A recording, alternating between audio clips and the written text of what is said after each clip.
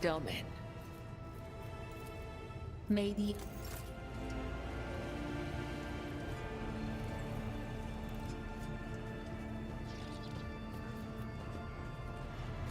Lord Captain.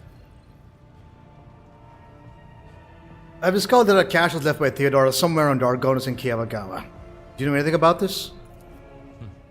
It is wise for a rogue trader to have caches where they can safely store important information. And utterly unwise to share the coordinates of such caches with anyone. Even one's most trusted associates. I'm afraid I do not know how to find the caches, but I can offer some help. Your predecessor used this numeric code to deactivate certain defense systems in her service. If I know Lady Theodora as well as I think, then I'm quite certain that she left her caches well guarded. In that case, this code will be useful to you. Okay.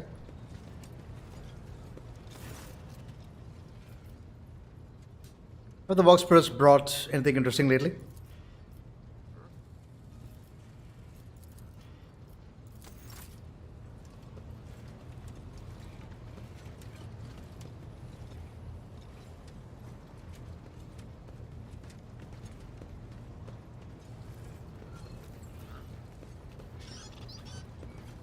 Oh, I forgot my normal spiel. So, ladies and gentlemen, welcome back to Rogue Trader, and we continue our playthrough.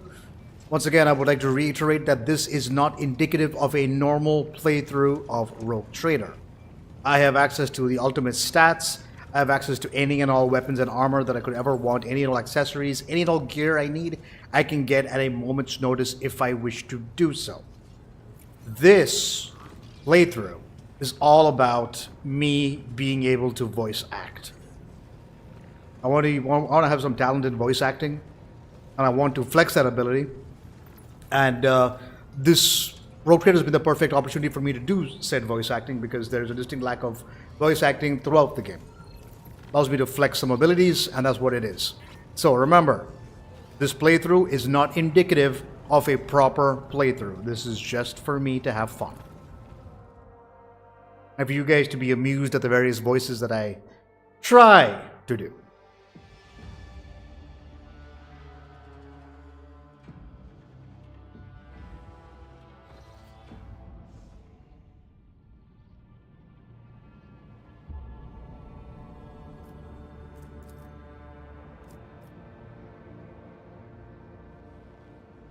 Has to be the appropriate time. Lord Captain, the ship's senior officers request an audience with you. They're humbly waiting on the bridge. Oh.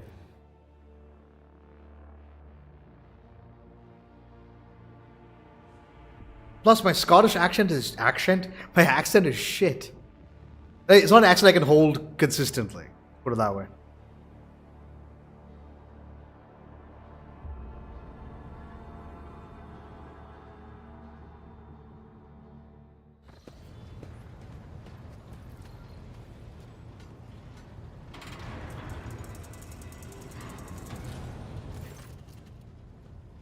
Lord Captain, if I may request your attention for a moment, I must report a series of highly dangerous violations that have taken place in the fuel compartment. The Master at Arms is ignoring my demands, and I am thus forced to appeal to you directly. The fuelers have found a sect of some kind. This group practices fire worship of the Emperor and has been burning promethium near the fuel lines. I beg you to stop this madness before we all go up in flames. I should point out that there have been no incidents in the fuel compartment so far, and that the beliefs of the sect do not affect the obedience of the workers or their efficiency in any way. All assemblies are conducted strictly after hours with the permission of their superiors. However, if you find their practice unacceptable, we'll put a stop to them immediately. Does the ecclesiarchy...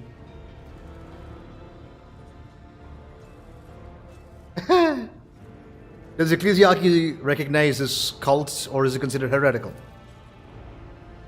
This matters beyond my purview. Let Confessor Aldebert be the judge of such business. A plump, rosy-cheeked old man steps forward, his voice deep and sonorous. The Emperor protects your lordship. I can assure you that there is no heresy festering in the fuel compartment. Sect of the Fire Prophecies have been tested for purity and found to be in accordance with the creed. Their leader, who calls himself the Oracle of Fire, is devout and submissive to his servants.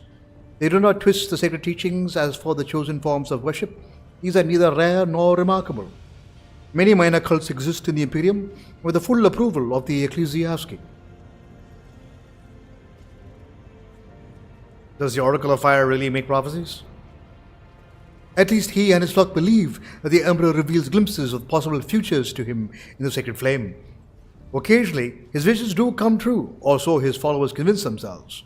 We do not know whether this is the grace of the God Emperor truly lies upon him, or if he is merely a charlatan, or perhaps a blissful lunatic, or a wicked rogue who possesses psychic power not tempered by his will. A croaking voice interrupted the confessor's words. Lord Captain, as a choir master of the Astropathic Choir, I must be watchful for any threats to the ship's safety originating from the IMPERIUM. I have heard rumors about this oracle, and I have sent my adepts to see him. They assert that the man is a psyker. This man who speaks of the warp is danger to himself and the entire vessel. Both law and common sense dictate that he should be thrown into a holding cell, tranquilized, and handed over to the Inquisition to be sent to Holy Terra. Alternatively, you also dispose of him some other way. I know just how to handle this cult.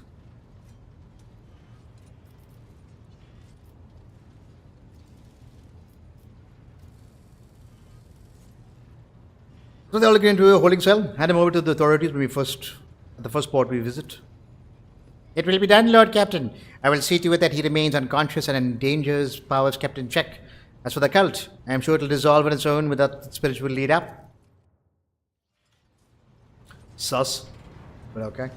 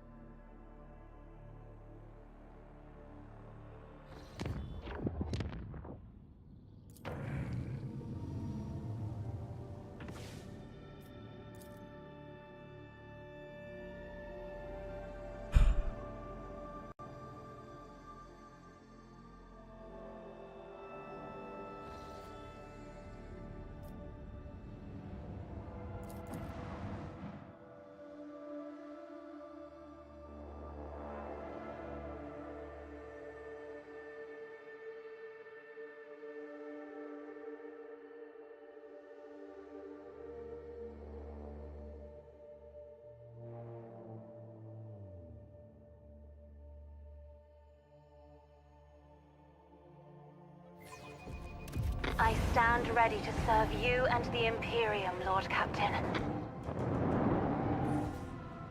3 destroyers.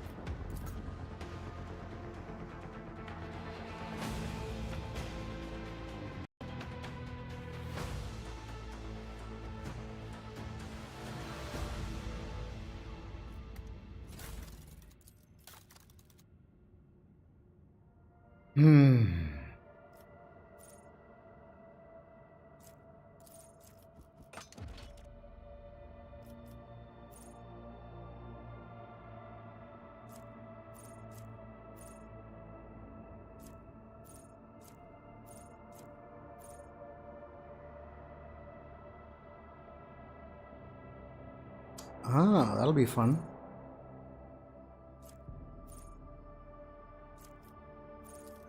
I'm running indeed.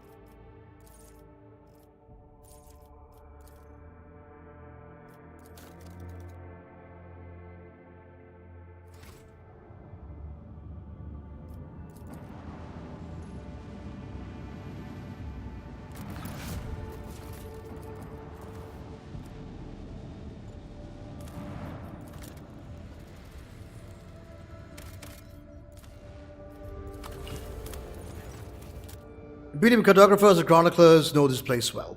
Long ago, the planet was a prosperous outpost capable of eclipsing even footfall. There used to be a Cyclopean tomb station on its orbit. While resting place of the Cornelius Soto, one of the discoverers of the Chronos Expanse, the tomb gave its name to the entire system. However, about 400 years ago, an unknown cosmic body rammed into the station, causing it to collapse on the planet. Not only did the catastrophe kill the settlers, it also made the world uninhabitable for centuries. The crater formed by the station's impact can still be observed from orbit. Soto's tomb became a sepulchre for the entire planet. The sordid place has neither life nor loot, but knowing the nasty tricks that life can pull its treasure in its own right.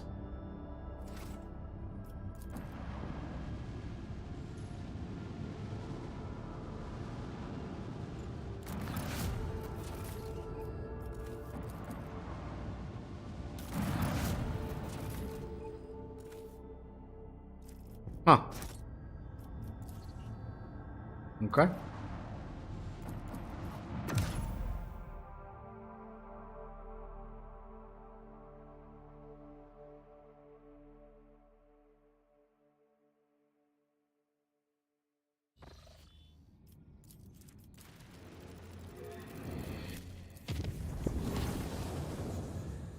The convenient ear comes live with a crackle.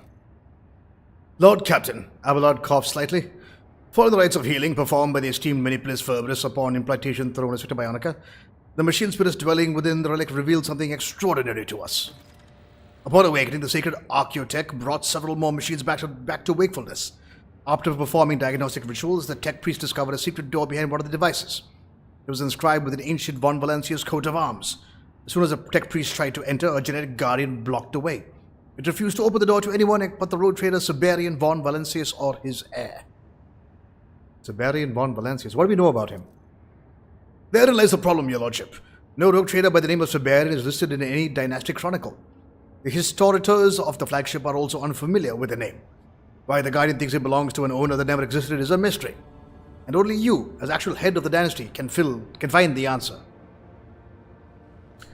We'll check the door and guardian immediately. As you say, your lordship, High Factotum has taken upon himself to make necessary preparations. He will meet you there.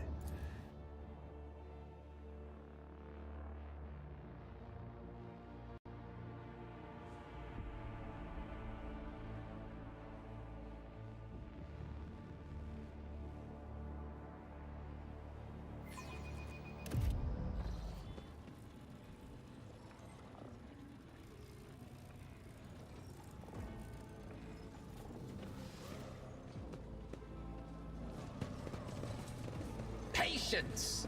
My nerves are frayed!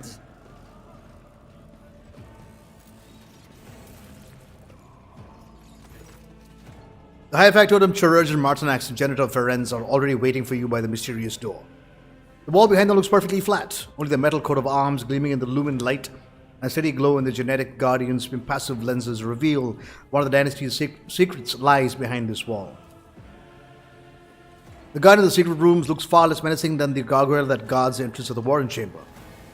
This is just a recess in the wall, framed in metal, with the analyzer needle inside and a small windscreen beside it. Lines of mechanically indifferent text appear on the screen. Access is forbidden. Entry is authorized only for Siberian von Valencius or his direct descendants. Examine the coat of arms on the wall. The heraldic symbols cast in noble bronze are undoubtedly from the von Valencia dynasty. Only certain details draw your eye. Some elements of the ornamentation and the archaic script indicate that the coat of arms, as well as the wall itself, is several centuries old. Place your hand in the recess. The analyzer pierces your hand, wriggling repulsively beneath your skin. A split second later, the color of the genetic guardian's vid screen changes to a welcoming green. Identification passed. Welcome, member of the von Valencius dynasty. A tremor passes through the wall, accompanied by a deep groan of ancient locks releasing. Listening to Martinac's pupils dilate, he takes a wary step forward and freezes. Incredible! Generations of chirurgeons have toiled away here and were utterly unaware. Ferenz lets out a shocked exclamation, lingua technis, which shifts to a sharp binary screech. Then, embarrassed by his outburst, the tech priest bashfully steps aside, respectfully making way for you. Be careful, Lord Captain. Abelard narrows his eyes at the outline of the coat of arms, his brows furrowed stubbornly. Dynastic secrets can be more than a little dangerous. It is my duty as Seneschal to escort you inside.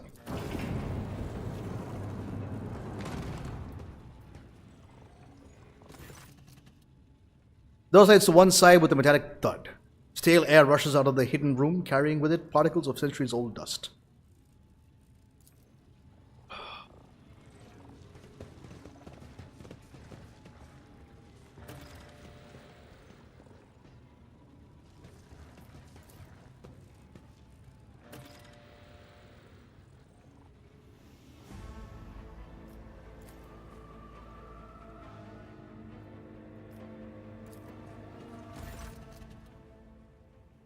A figure in grand attire stares down at you from the portrait with an air of regal superiority. The insignia embellishing his lavish cloak leaves no room for doubt. This is a rogue trader of bygone days. His right hand rests on the hilt of an exquisite blade, and his roguish half-smile radiates majestic condescension.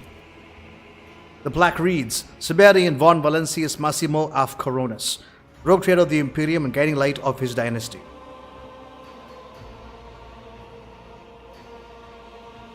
The details of the portrait. It's hard to argue the simple truth. The subject of the portrait was an extremely good-looking individual. Not one of his meticulously painted scars with the rogue trader bore-like medals for military valor could spoil his noble beauty. Look closely at the face. Chiseled features, dark brows, and a gaze full of inner strength. You also notice the finely worked furrows of stubbornness on his forehead and at the corners of his mouth. The artist strove to capture the complex character of a strong-willed man that seemed to have done a superlative job.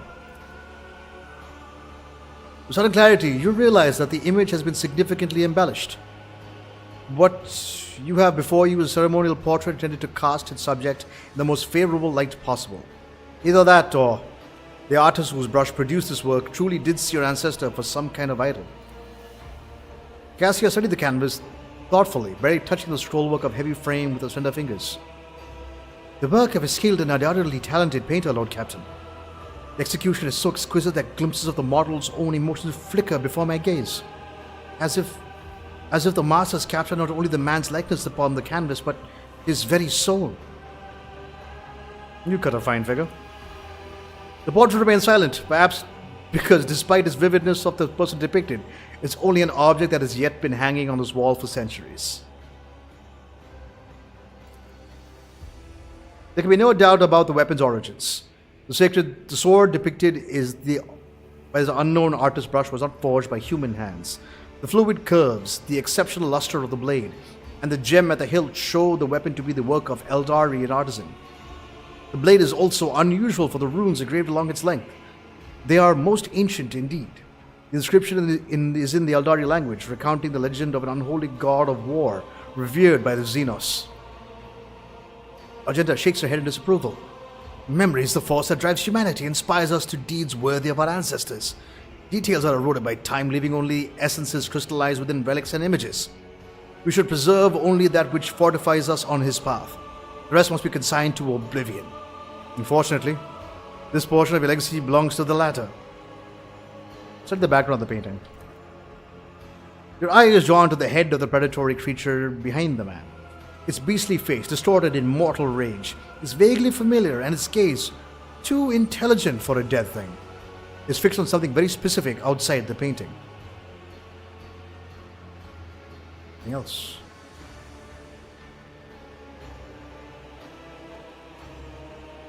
Reflections of light play whimsically on the expensive oil which the portrait is painted.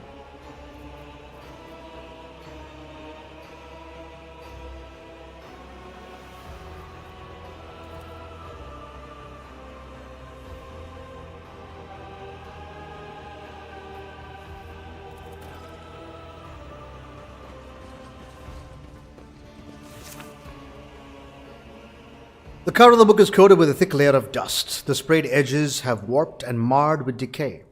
Writing implements lie in disarray, an autoquill, an ornately shaped inkwell, and a paperweight, as if the diarist had made the last entry before leaving their secret study in haste.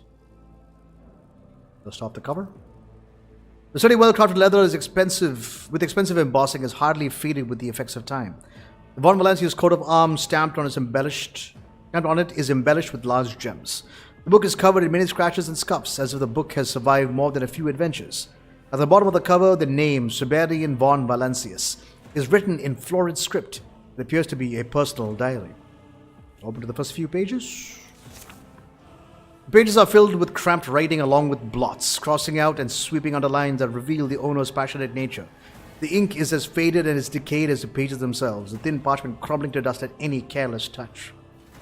Weave through the middle. All I can be certain is that the portion of my designs and the most of my retinue would be considered overly bold will not leave the confines of these chambers. It is rather amusing that this personal laboratory has ultimately become a secret sanctuary to whose walls I can tell the most of my ideas and research.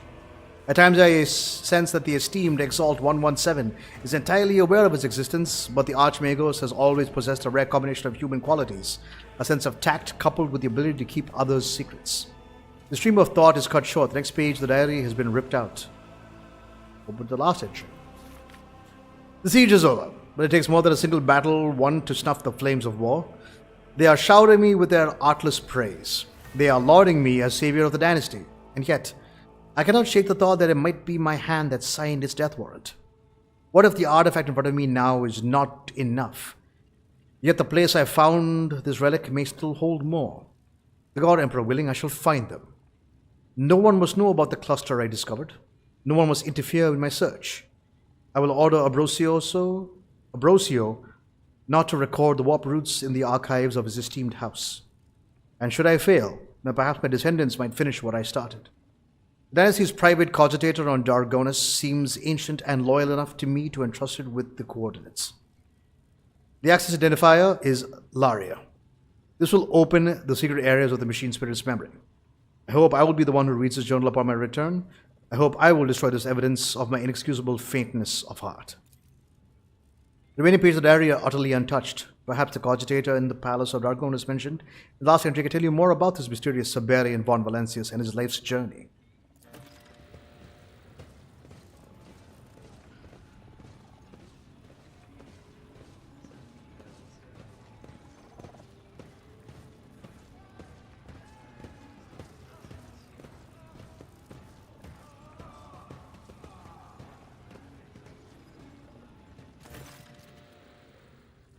Jonas wipes sweat from his brow, then sets to drying his fleshy hand with a silk handkerchief. Handkerchief? Oh, okay. Your Lordship, has your search been successful? Have you learned anything about the fate of the mysterious Siberian? After a thorough search, I have found handwritten diaries signed by Siberian von Valancius. That's something. One can learn a great deal about an individual from their personal writings. That is, of course, assuming he was sufficiently truthful in his account. What did the diaries tell you, Lord Captain? The secret chamber was a sanctuary and laboratory. I believe that Siberian was not overly interested in... radical ideas. That explains a great many things, in particular the fact that no mention of him survives in the official histories. A tense furrow forms on Janrus's brow. I suppose there must be something dark and nefarious behind all this. Far more than we could even guess. The final entry tells of a siege of Dragonus, but such a historical event is not in the chronicles. The factotum takes to absentmindedly twirling the autoquill in his hand. Let me think. That is strange indeed. I have studied the history of the dynasty in enough detail to recall all major battles of the last millennium, and none took place on the capital world. I found reference to a certain cogitator in the palace of Dargonus, as well as a data key that grants access to its archives. Wonderful. You should definitely go to Dargonus and convey that code to the cogitator's machine spirit. Nothing more survived in the records. Thank you for the information, Your Lordship. I found a portrait of a nobleman holding an unusual sword in one of the walls. What gave you the notion that the blade depicted was more than a ceremonial weapon, my lord?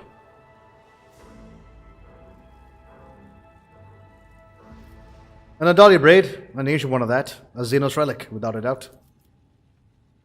The high factotum pales slightly and looks away. I see.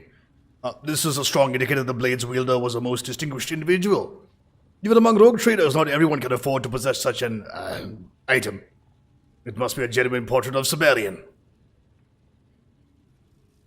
The fellow in the portrait was rather handsome and sumptuously dressed. I see. Alas, this sheds no light on who he really was, although an elegant appearance is indeed a hallmark of the nobility. And you are no small proof of that. Enough about the blade. There's nothing I have managed to discover. Your thoughts? Your lordship, I imagine Siberian was a man of remarkable talents and extraordinary destiny. I regret that I was fated to never see him in the flesh. Lifeform Genitor Ferenc is extremely disturbed by the discovery addition to genealogical tree of the Von Valencia dynasty. I request permission to make appropriate changes to the Sector Bionica archives. It seems that Siberian von Valancius was indeed one erased from the official chronicles. I wonder what deed prompted such a step. I do hope that the machine spirit of the ancient cogitator Dargonis sheds light on this mystery. We will not have to consign what we have learned to oblivion as well, Lord Captain.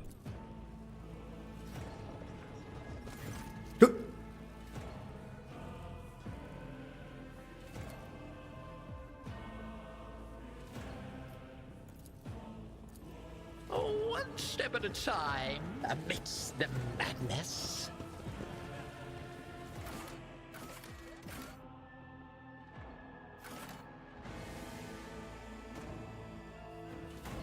Take it to the Matthews Bridge.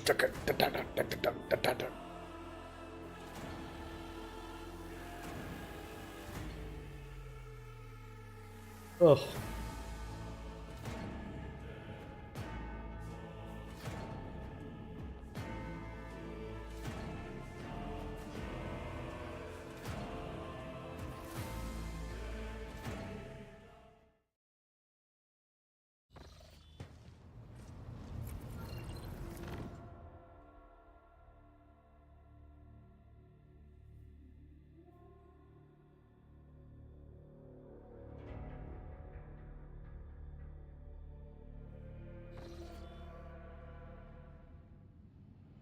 Jesus, okay.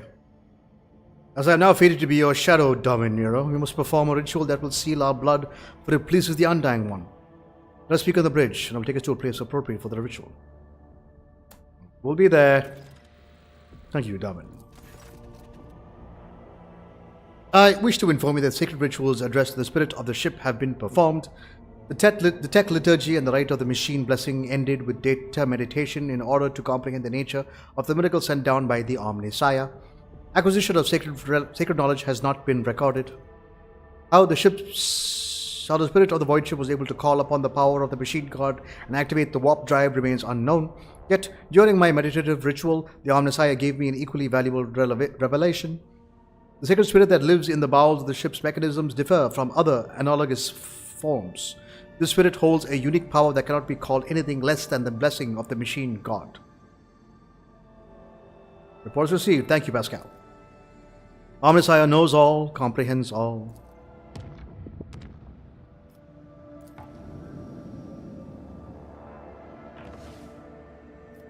Okay, let's go see Kibella.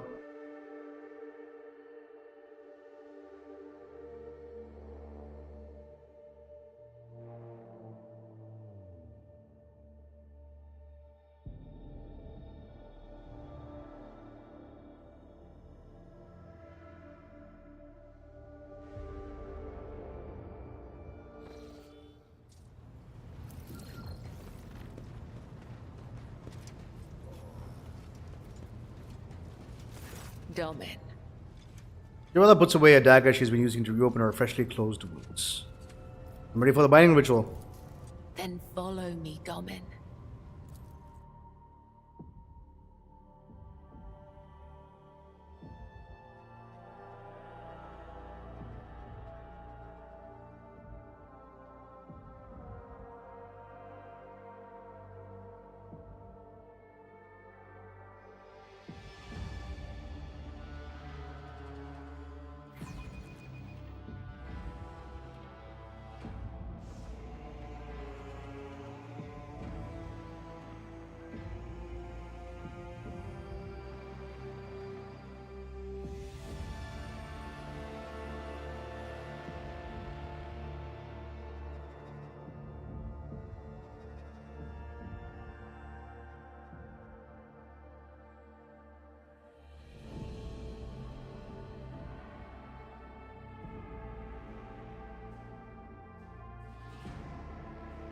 Okay.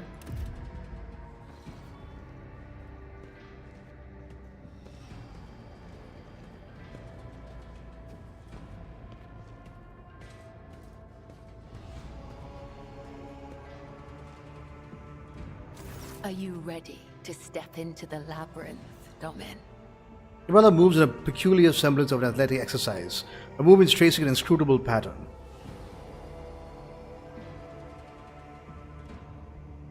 What exactly are we going to do?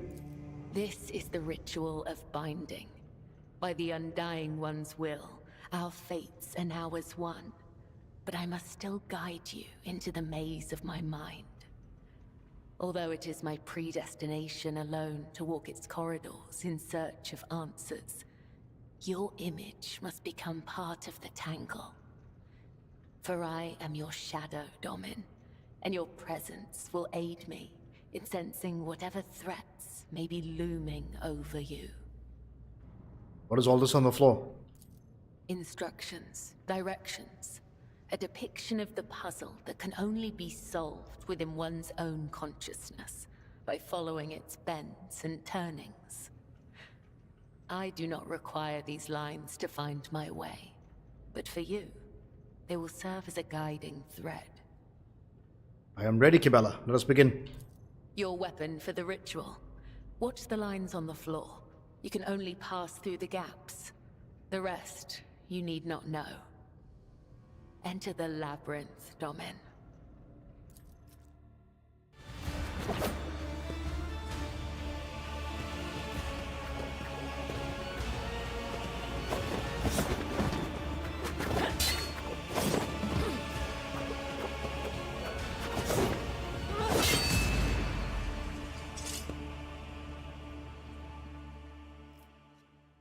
You are now upon the path. Your shadow now walks the labyrinth, and my gaze can now see when danger draws near you. Jay, tell me what this really was. What is the true meaning of this rite? You are not required to understand. You have joined the ritual. That will suffice. I only seek to understand why this matters to you, to understand you. Understand me? Why, Domin? My fate is preordained, and our places assigned. We both must serve the Undying One, as his design foretells.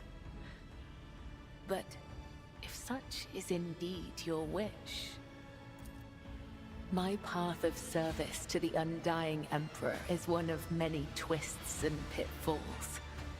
Every mind is fraught with weakness, and only by honing it tirelessly can one achieve focus and prime one's perception. I envision the tenets of the web as a maze of tangles and dead ends.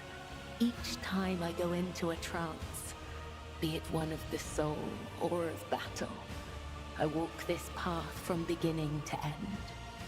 And now that you're a part of it, you will be there with me when next I enter the labyrinth. You may deem it strange.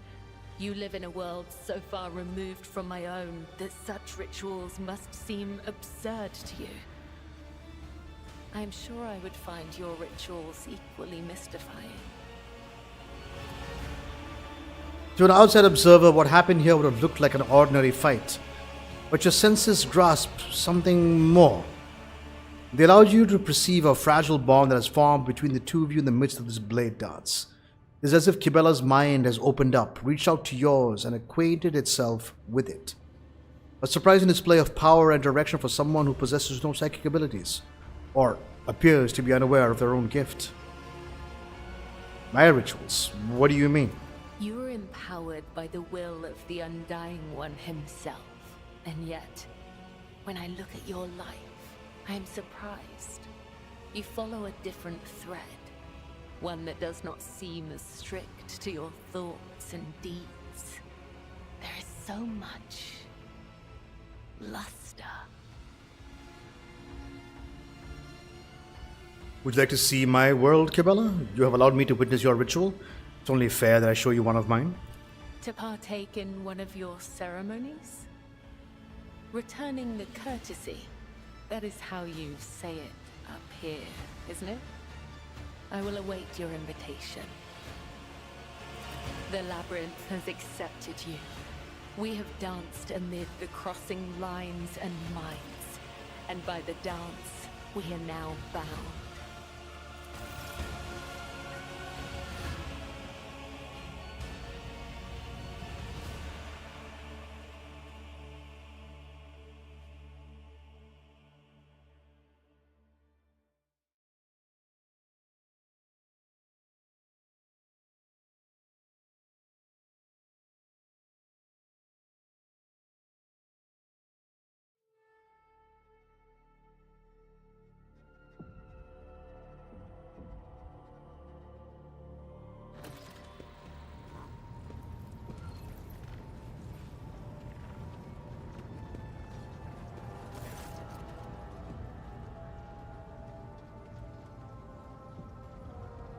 Pleasure to see you, Lord Captain. How may I be of assistance? I'd like to introduce Cabela to some of the customs practiced amongst the people of my stature. Show her what life is like on the upper decks, so to speak. Generous huffs pensively. Your lordship most courteous, but what exactly did you have in mind?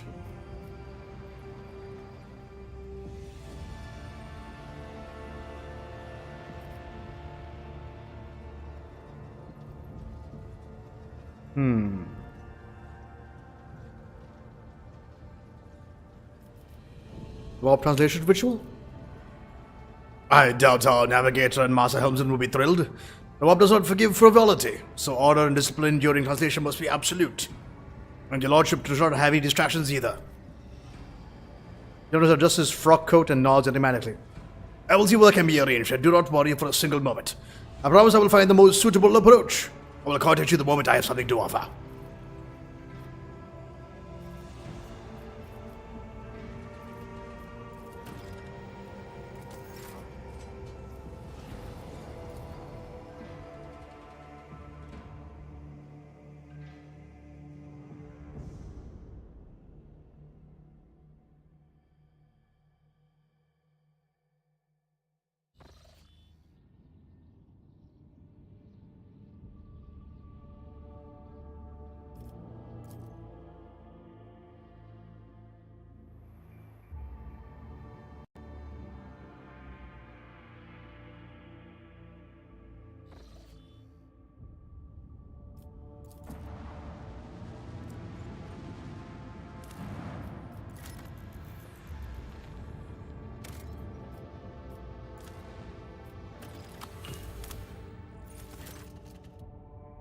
A small human dwelling stands on this barren, deserted planet. Scouts report that an old hermit lives there, who spends his days in prayer to the Emperor. Ask the hermit for a blessing. The Lord Captain surprised the old hermit turned out to be a navigator. And when the old man discovered the noble status of his visitor, he willingly recounted his tale. He had retreated to this planet not long ago, back when he was still in his youth, after he had realized that his mind would not withstand frequent forays in the Imperium, the realm of the archenemy. The hermit spoke with pride about how he had worshipped the Emperor each and every moment of his life. When he mentioned the golden light of the Astronomicon, his voice quivered. When his guests left, he stared after them for a long time, his gaze filled with sadness. Okay.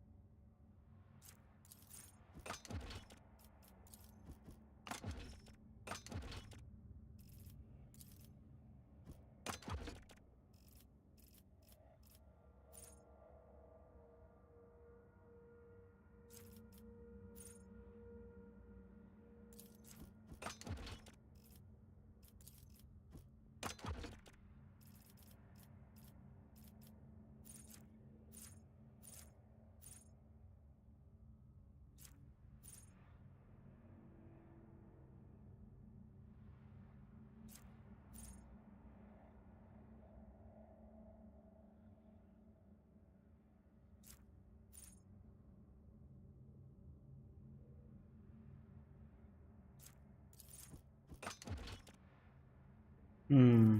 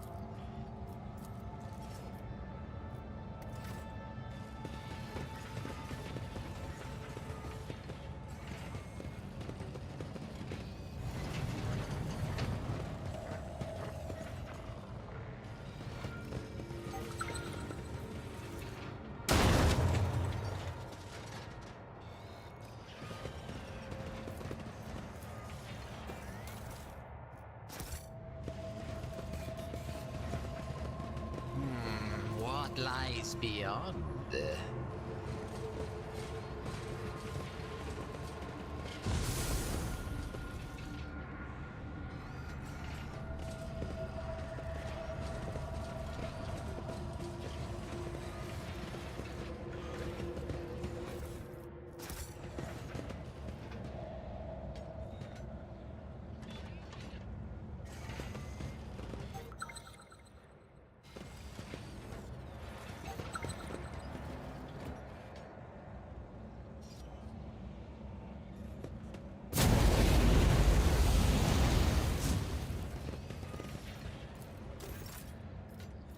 Color the uncolored.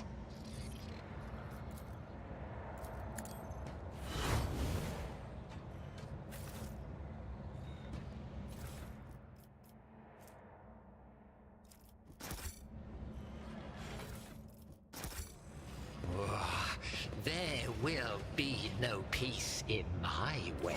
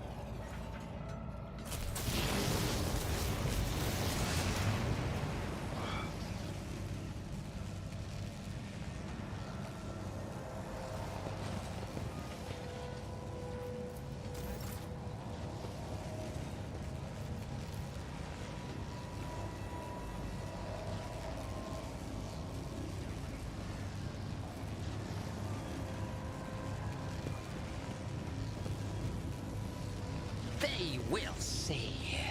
Oh yes, they all will see.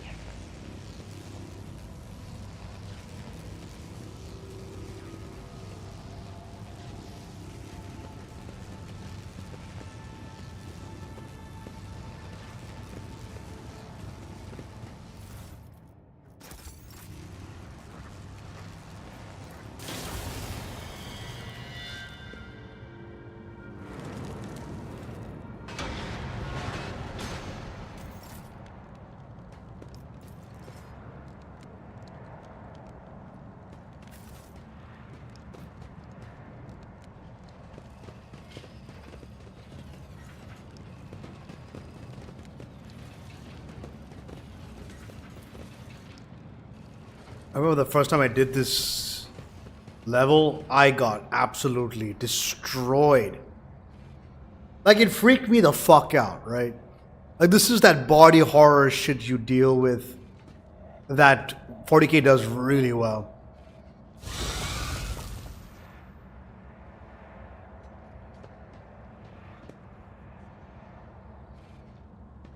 You just got mutated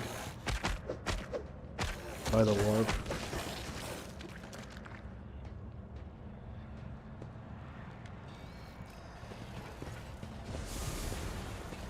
Sister Argenta, your wrath is highly effective in crushing the enemies of the human race. But does it not cloud your judgment? Does it cause you to lose sight of the details that comprise the larger picture of the world? Excessive rumination on creation is dangerous, for rumination gives rise to doubt. And from doubt to heresy, there is but a single step.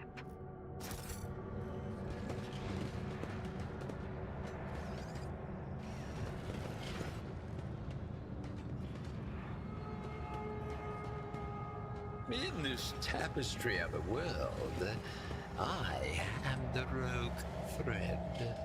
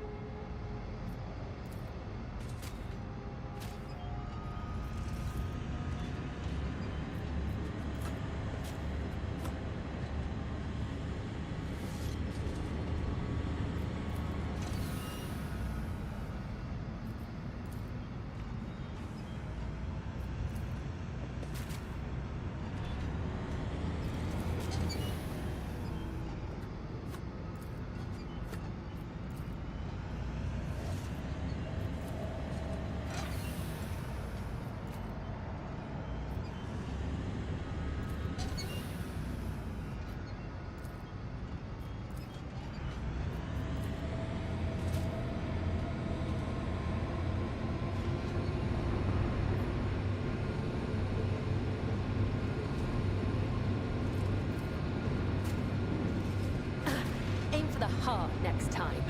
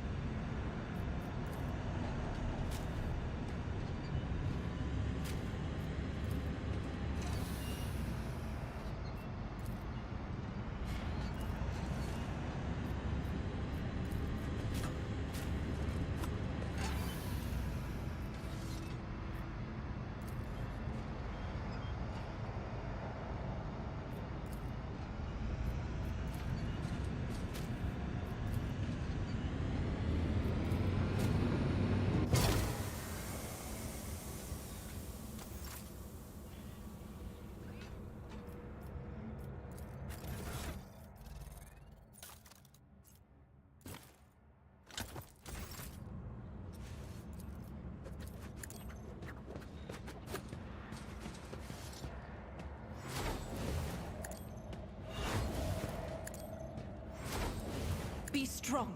Greater trials lie ahead.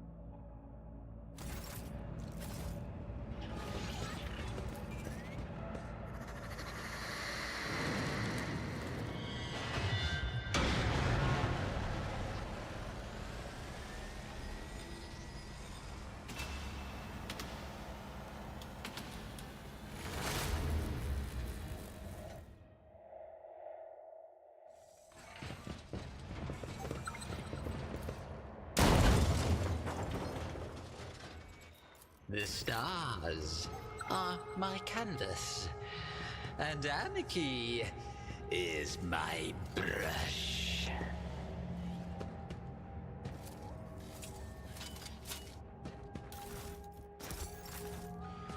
Patience My nerves are frayed!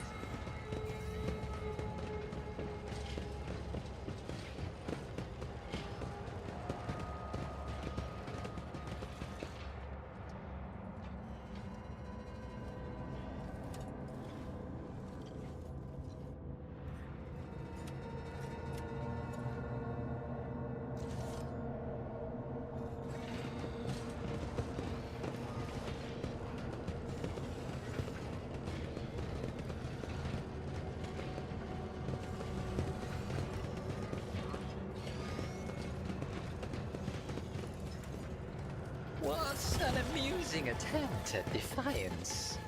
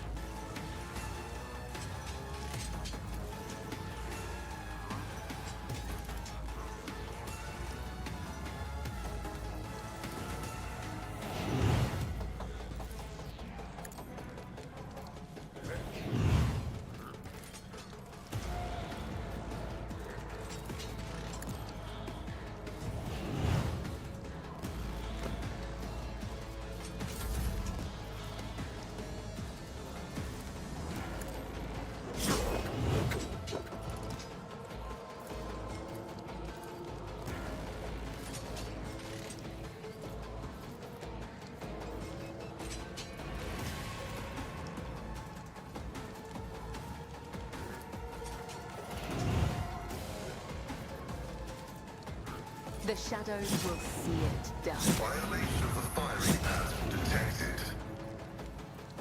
As honor ordains. The hell? Why was every attack on Pascal?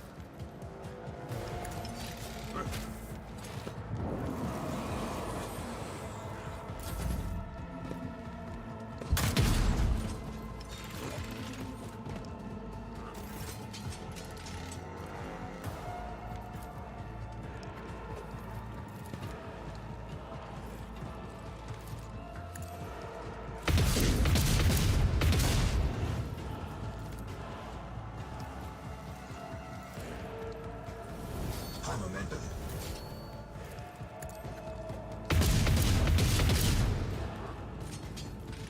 Power resides in the will of the righteous.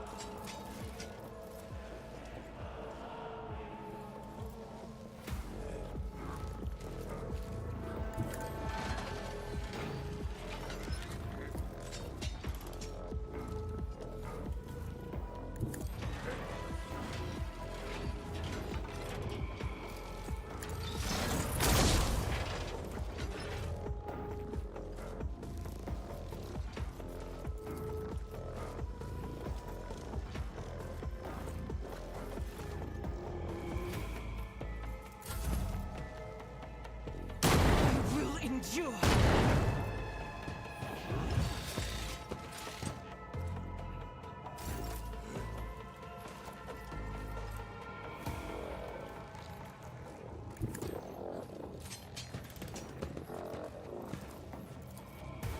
A genius at work.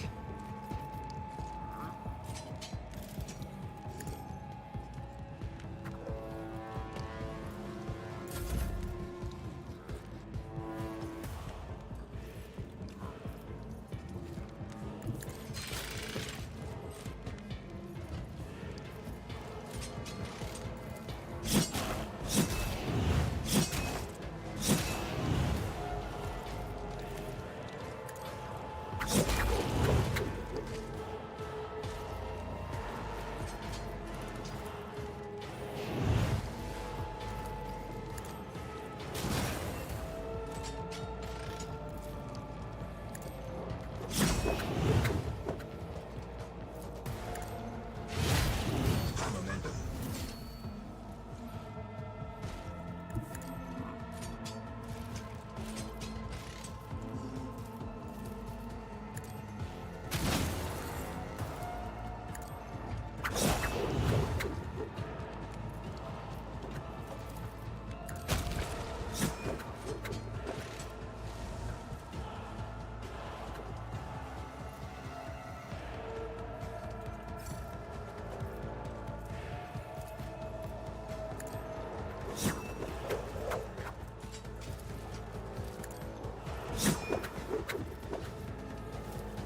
Trust me.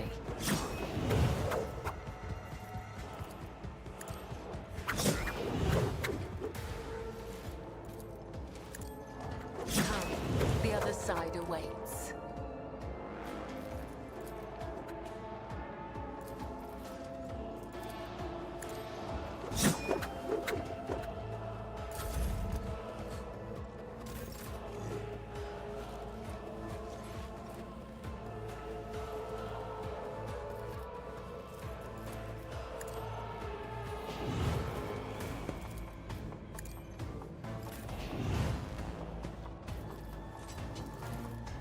Faith without deeds is worthless.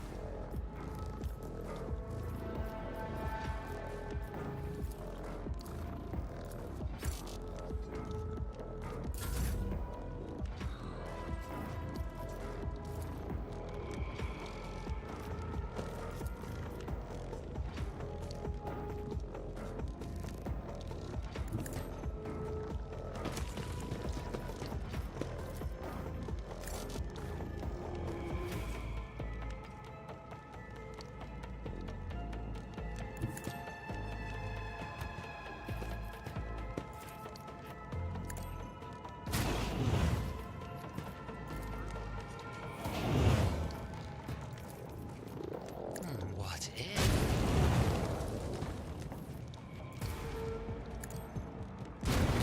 High momentum.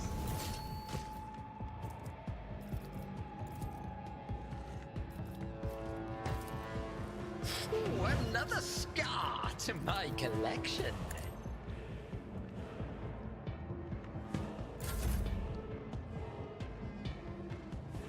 Death comes in silence.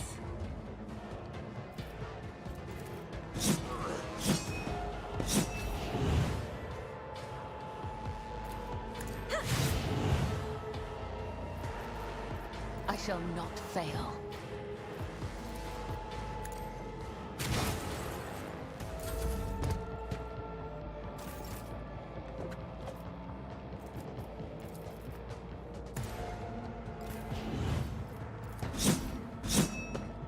Death is a blessing.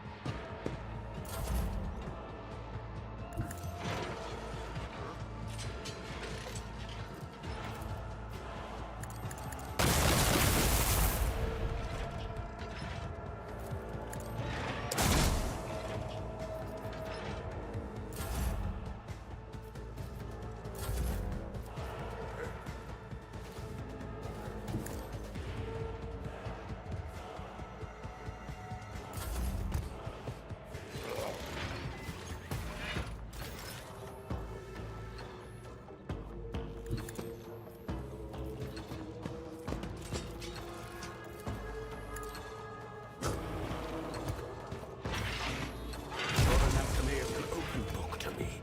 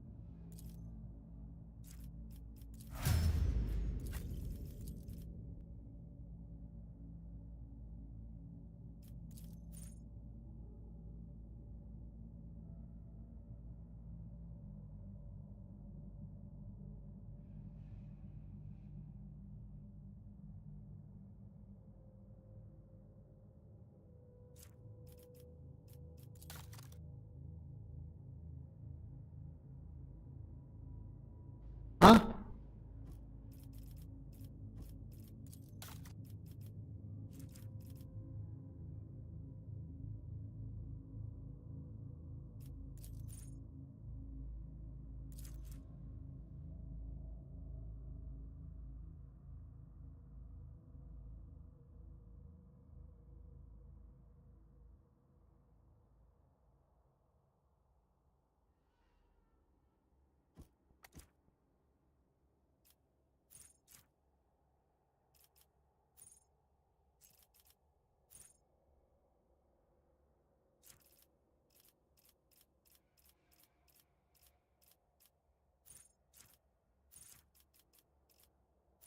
I'm so very confused. Wait, what?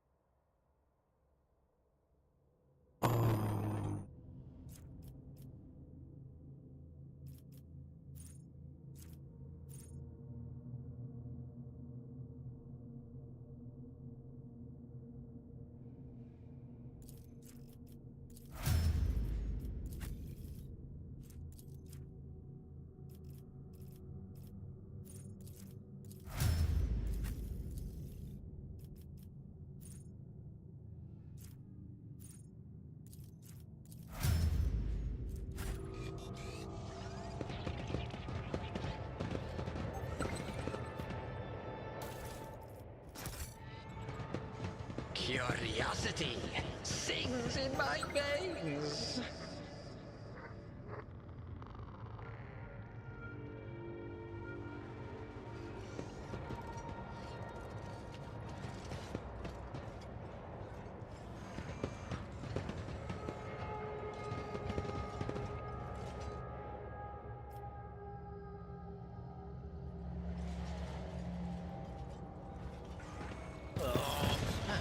Another annoyance.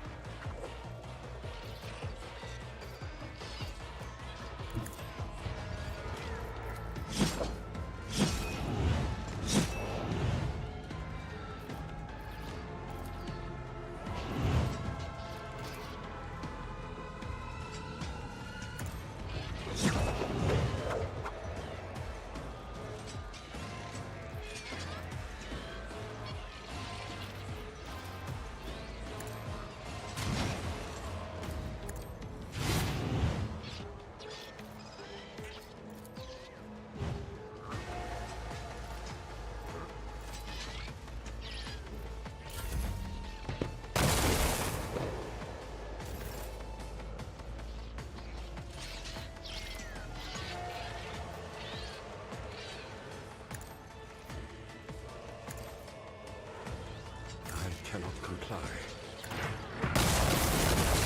Terminated.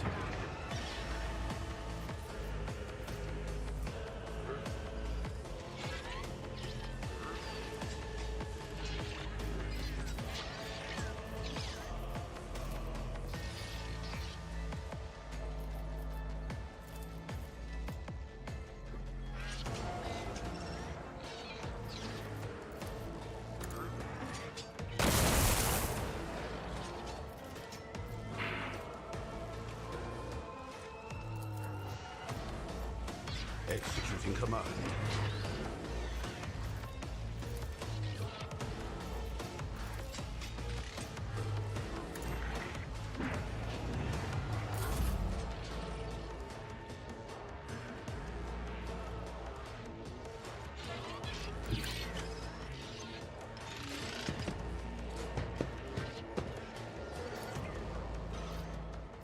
Doubt is for the weak. High momentum.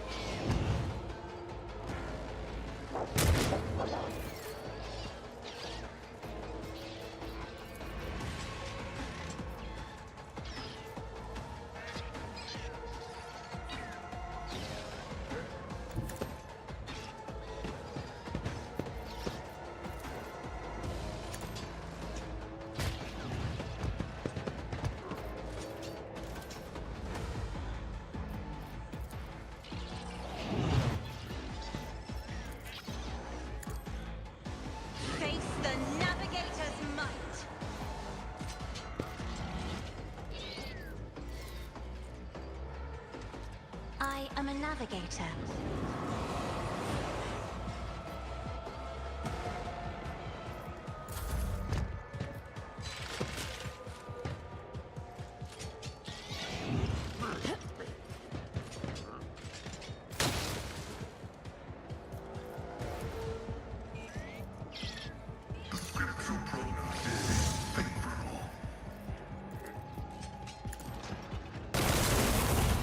Become my fire.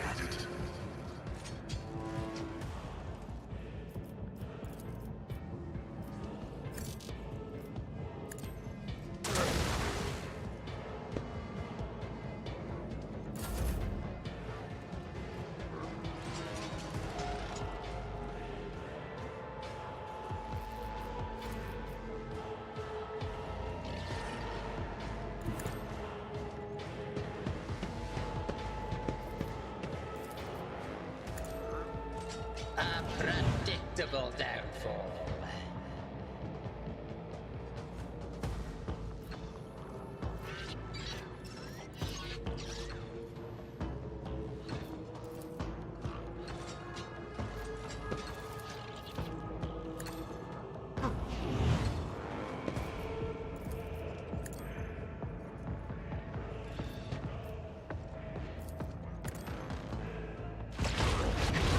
Another one is shattered.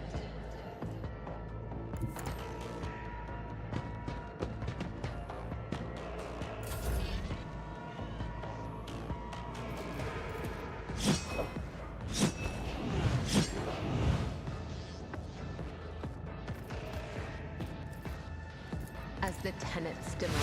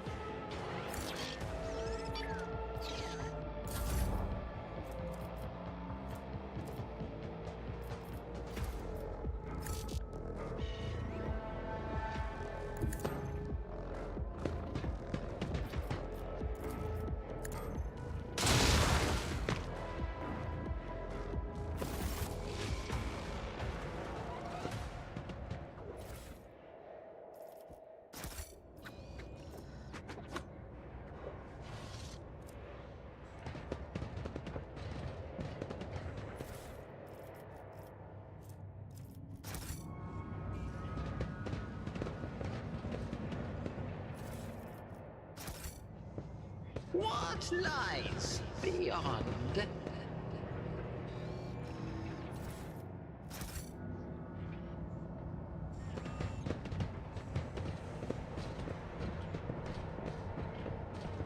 What is that?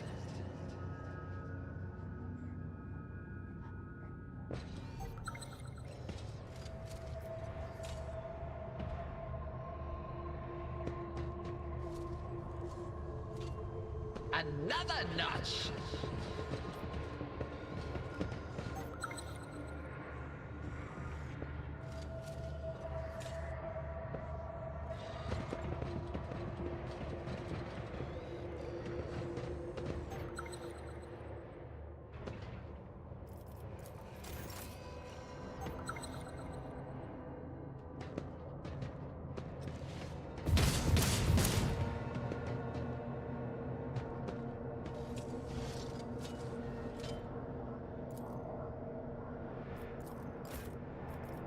Let me tend to your wounds. Integrity factor increased. Formidable-looking doors block your path to the next modules, covered in scratches as if someone clawed at the cold metal a very, very long time. The doors will respond to your touch and stand fast, refusing to open. Writing above the doorway reads, Main Computing Cathedral. Suddenly, the Manipulus's voice drops to several octaves, vibrating with an ominous thrum. Ominous I our soul and roots, may thy word of voice crush evil and may it root out the source thereof. Calls built into Aegon's heavily augmented core drone in time with the prayer. The current of the energy granting life has run dry, Rogue Trader. When generator's machine spirit can be awakened from slumber, can charge the metal with motive force. I believe it's housed somewhere within this compartment. Right it is then. Got it.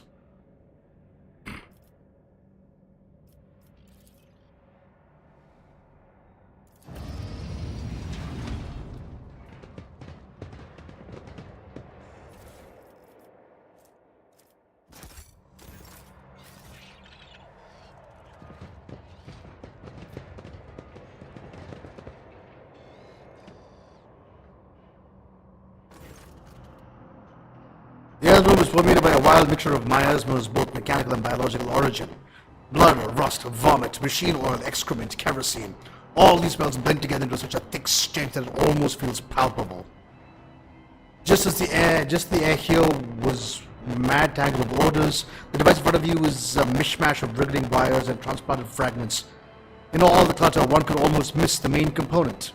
A heavily augmented man whose upper body is embedded into the frame of the machine. Dozens of wires piercing his flesh.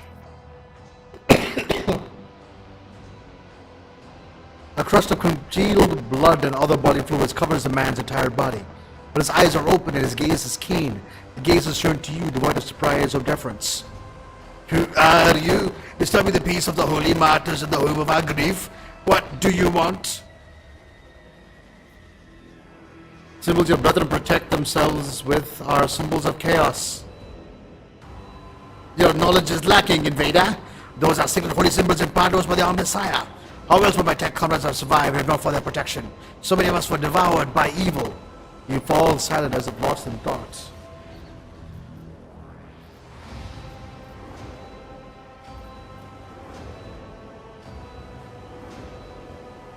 Wake up!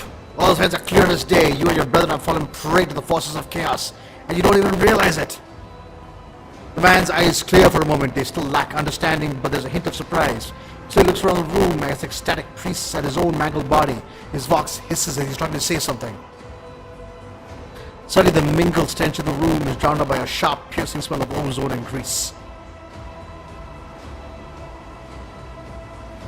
The sense that the nauseating atmosphere that prevailed in the room has condensed to a single point of evil in the depths of the ship, and is now hurtling towards you.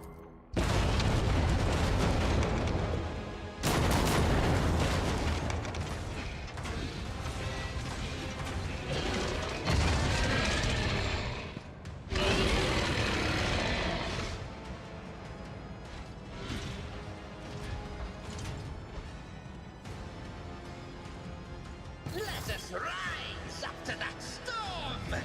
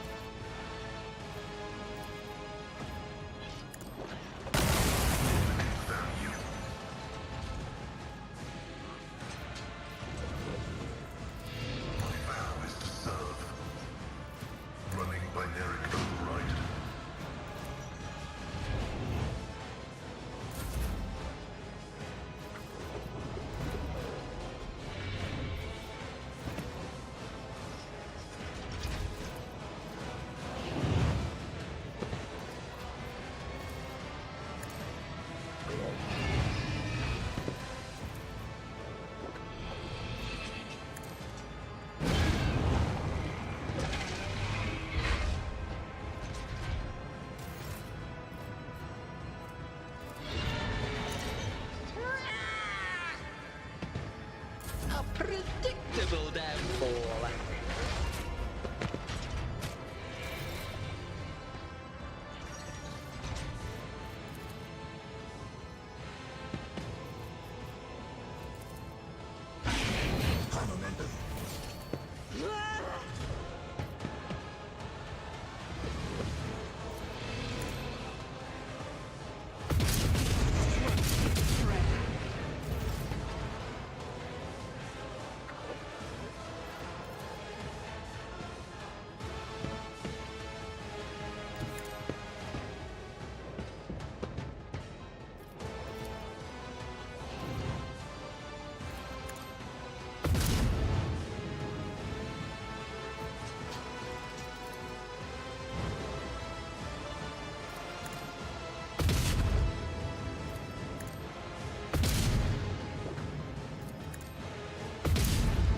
Bruh!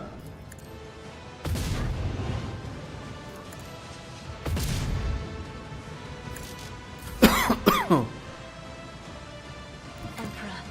give me strength.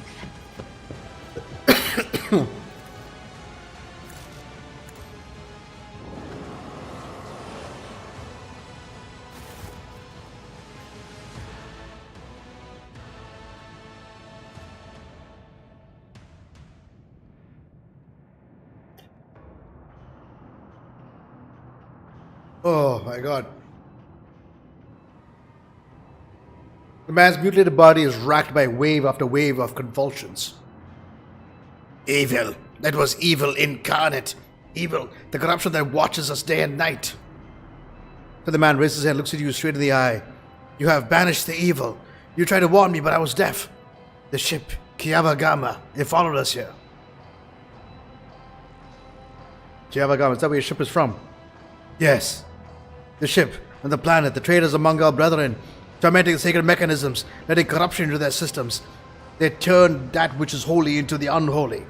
And they set these new twisted machines on us, their tech comrades. We managed to flee, but one of the monsters found his way into the ship. A tear appears at the corner of his eye. He thrashes frantically in the mess of wires piercing his body. We fought.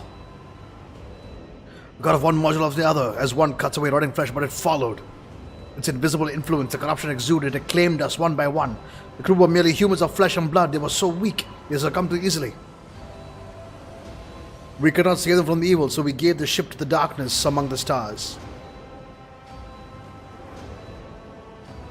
The darkness came for us too. In this last module where we intended to make our last stand, then I sacrificed myself. I became a filter, a stopper against the corruption emitting from the machine. I succumbed. The corruption came from our souls. The corruption of Kiamagama. Traitors. The last of his efforts, he rasps. The fabricator sensor. It all started with him. He was the one who let us taint the sacred code. He was the one who doomed our brethren. He was the one who spawned the steel monstrosities in the furnace of our planet. You have succumbed to chaos and paid for your weakness.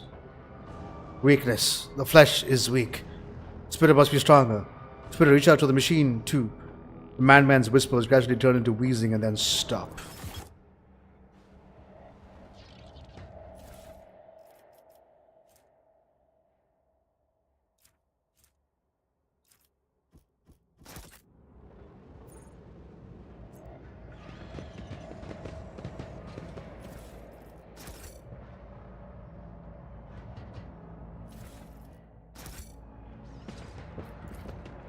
There, done.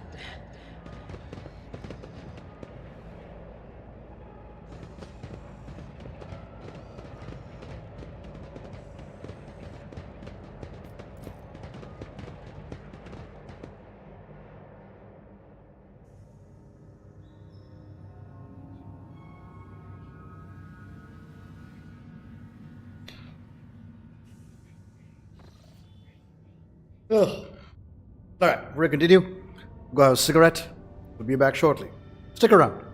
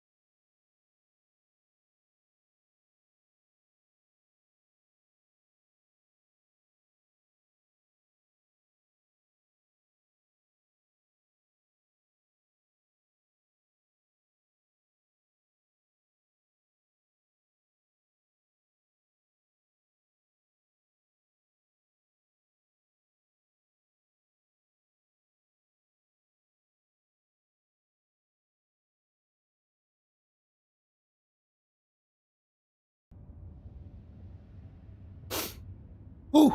Alright. On to the next planet.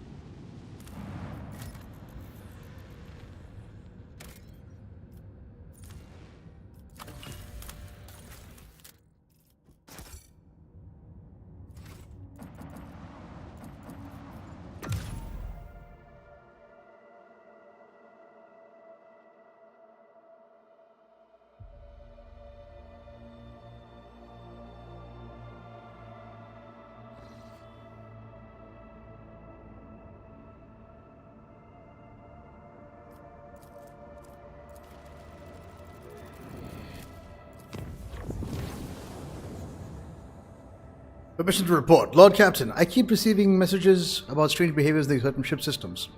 All decks report their uncontrollable opening and closing of doors, gates, and airlocks. They behave erratically and do not obey the operator's commands. Regrettably, this has led to casualties among the crew.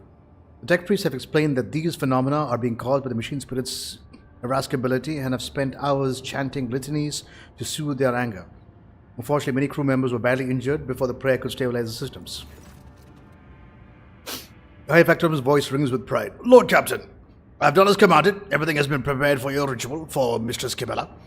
A select few upper deck officers are ready to leave their post to attend the formal gathering and praise your lordship's name. We can begin at your convenience.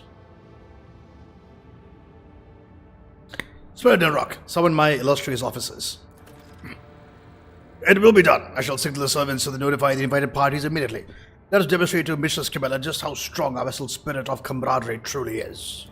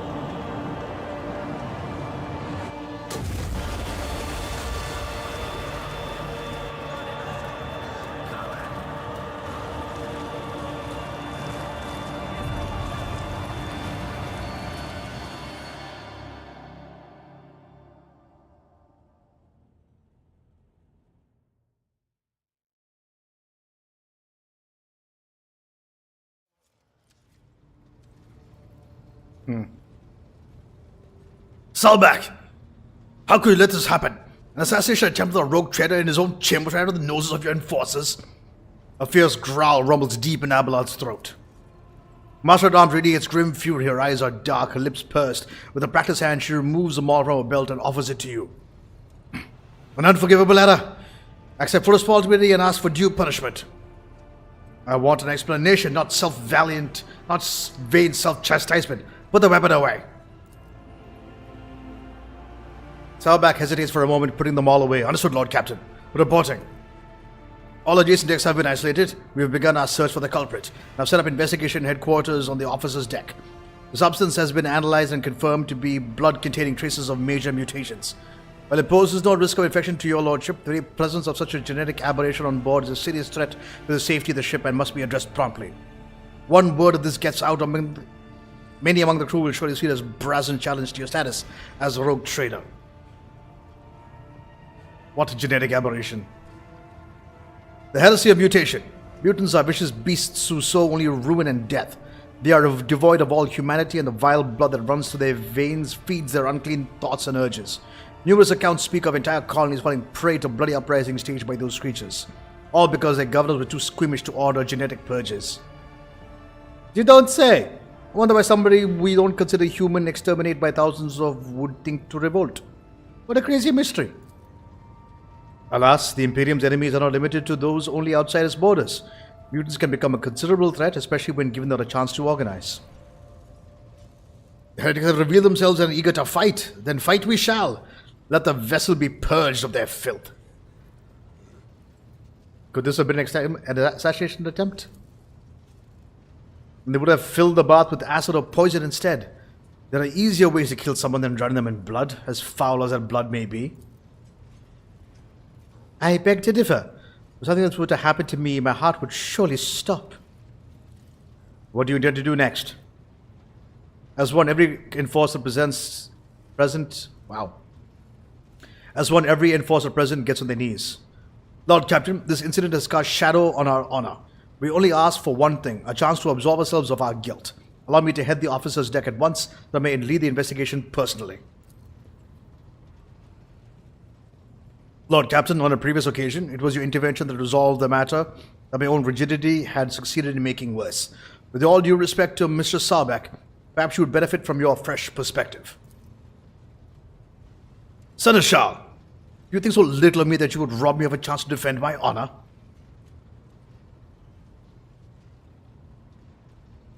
I will handle this investigation myself. If they wish to challenge me, then they shall take matters into my own hands.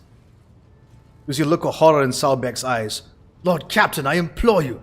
This was my mistake. If you rectify it for me, I will be disgraced. Could it ever be a disgrace to face a challenge shoulder to shoulder with your lord? I had not considered that. Your resolve is commendable. I will await your arrival at the headquarters on the officer's deck to brief you on our current progress.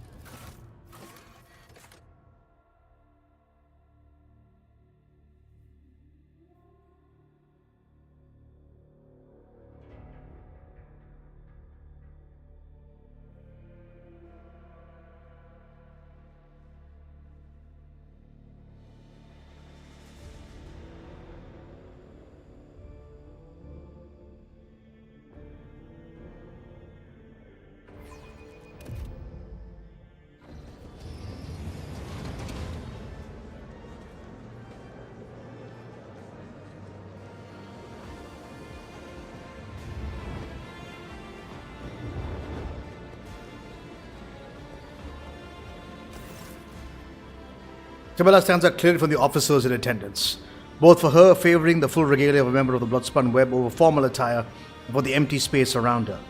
Other attendees are keeping their distance as if an air of mortal danger repels them from your companion. Janrock, whose keen, worried gaze is locked on Kibella and whose mouth is stretched into the most courteous of smiles, gives you a hurried bow. Your lordship. Domin Nero, you are here. Kibella shows neither excited nor solemn. Her tone is indifferent as her fearsome metal claws clutch a slice of fruit from one of the plates. I see you have found delicacy that is to your liking. She smiles.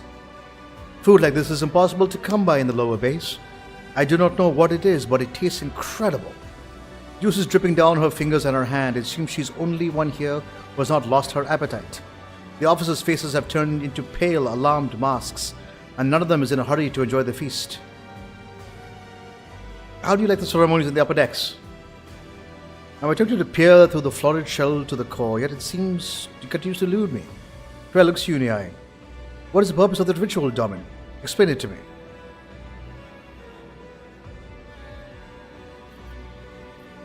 Gratitude. My crew is willing to give their lives for Dynasty, and this is my way of praising their service. Does one merit gratitude for doing what their duty demands? Would these people act differently without a show of appreciation? I hope that is not the case. I am too conspicuous besides the rest of your servants.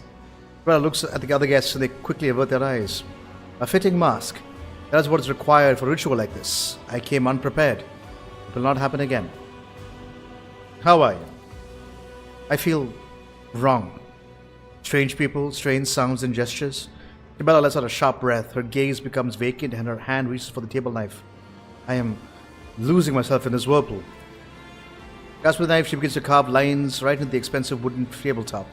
A nervous murmur runs through the crowd. Their tense gazes are locked on the harmless-looking, barely sharpened metal utensil in the hand of the cultist of the blood-spun web.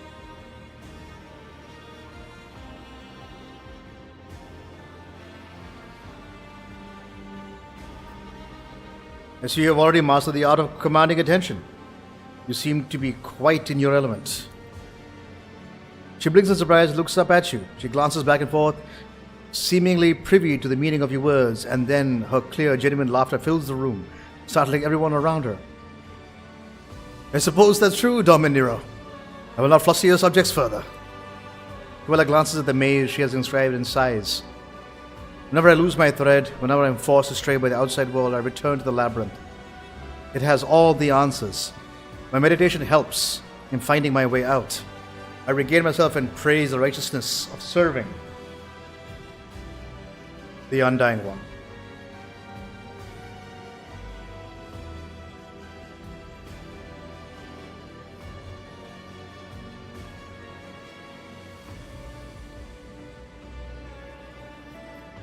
The choice of attire is not customary for such gatherings. She looks at you with mild confusion. My appearance tells those around me who I am. Everyone here is wearing a mask for their respective thread. Is it not a requirement is that a requirement for your rituals? She glances at the opulent room, dazzling decor, and handsomely dressed officers. I sense that this gathering was a terrible mistake. Danrock sighs heavily and looks down. Why? You've looked behind the curtain of my existence, and now I've looked at yours. Cruella stares at you intently. I do not think that we have heard all the words that should be spoken here today.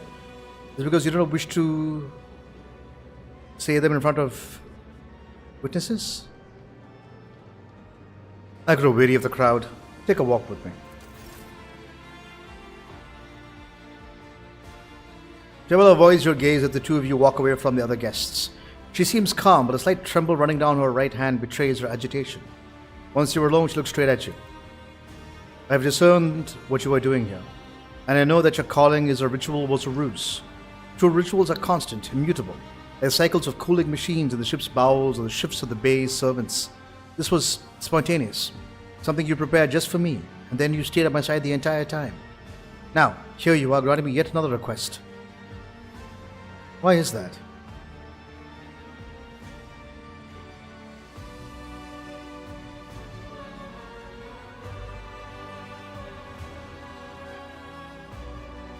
I want to show you that there are other things in life besides service and duty. She tilts her head, studying her face. Other things, Domin Nero? John looks away, a smile touches her lips. When you asked me if I wanted to look at the rituals of your world, I was not entirely candid with my answer. Yes, to see the Domin's world is a priceless gift, but what I truly wished was to see it with you. What do you think, Domin Nero? Has your blade failed you?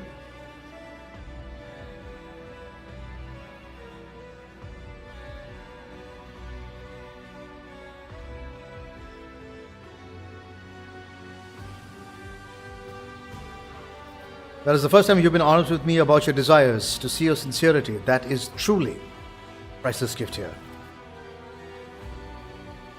Isabella's face darkens for a moment, but then almost immediately her faint smile grows wider. That is a luxury that no spinner can afford. Her voice drops to a soft whisper.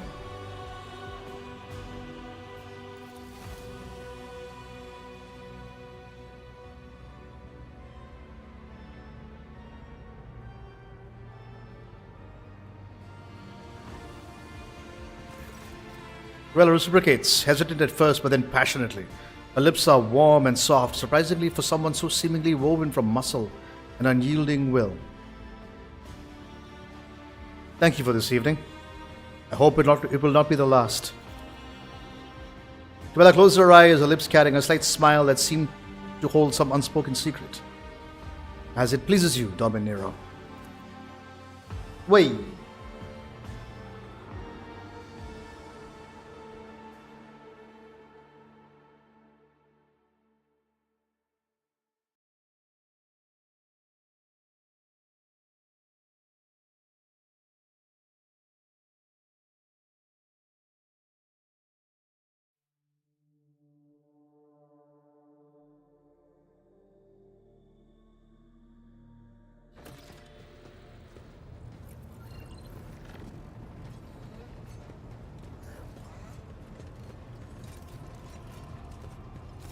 Domin.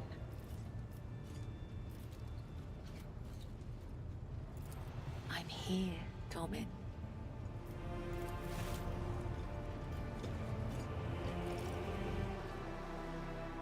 All of my thoughts are of you, Domin. May the Undying One. Okay.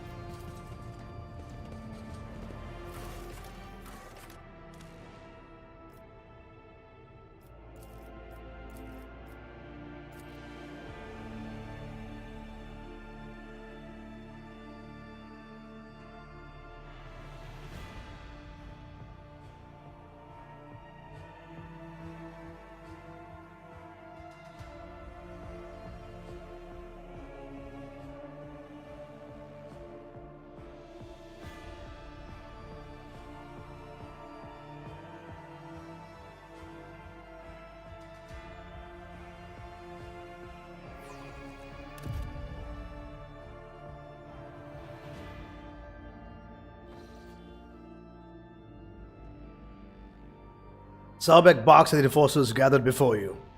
His Lordship the Rogue Trader wishes to handle this investigation personally. Lord Captain, the three officers before you have been tasked with conducting the investigation. The first, Captain Klein, is a veteran with a record of quelled uprisings of mutant abominations in colonies. Captain Genevri is young, but she's already preempted several mutinies among the ship's rabble. Lastly, there's Captain Frotko. His interrogation skills deserve credit, and he knows how to instill fear and respect firmly in the minds of the riffraff. After carefully assessing the officers' bearing and the uniforms, Abelard nods with satisfaction. Their drilling is good. Their service records are excellent. Let's see how they perform in the field. What are your findings thus far? We have discovered a worker's corpse, mutilated and desiccated. We're looking into the man's identity and position, but the chirurgeon's report has confirmed that among the blood that was pumped into your bath chamber, the blood-carrying mutations was indeed his. The workers from the nearby decks have been checked for genetic aberration, but the mutations identified are all within the norm for laboring masses. They are being rounded up for interrogation as we speak. Even taking into account the neighboring decks only, that constitutes hundreds of people. How do you plan to question them all? Our interrogation techniques are broad and varied. However, nothing loosens the tongue like corporal punishment. Beatings, mutilations, torture, public execution. Sarbeck almost purrs as she lists the ways of making people suffer. When combined with psychological pressure, such methods work wonders. An unfortunate necessity. Let's return to other matters. Indeed, Lord Captain. Most unfortunate, says the Master-at-Arms, bloodthirsty smoke stealing across her face. Do you have any working theories? The mutants are plotting, Klein spits in disgust. They have been breeding like void rats, so they are getting cocky. Must have wanted to infect your lordship with their plague. It was an attempt on the Lord Captain's life. It was a threat. The rabble are planning a revolt, so they're trying to terrorize us. Soon you will drown in blood. Insurgent pride drives them on such metaphors. Meanwhile, Captain Frotko is convinced that it was the work of Voigtvir's surviving cultists. However, I believe this to be a warning rather than a threat. We need to establish who is trying to warn us and of what. What do you propose you investigate first? The body. Once you have ascertained the dead man's identity, we'll be able to locate his associates and narrow down the number of suspects. Captain Klein's in charge of examining the corpse. The body was discovered on a suspended platform not far from the room of the armillary sphere. Take a left once you're out of the mess hall, your lordship, and go along the balcony. The corpse is on the next platform, after one holding the Infernus Guild suspects. I'll show you around the scene once you're there. Infernus Guild suspects? Yes, your lordship. They're undergoing interrogation like all the rest. The scum are refused to comply, so they were isolated on a separate platform. The Inferni are a rotten bunch. They must be involved with this. Captain spits contemptuously. Let us begin. My people are at your disposal, Lord Captain.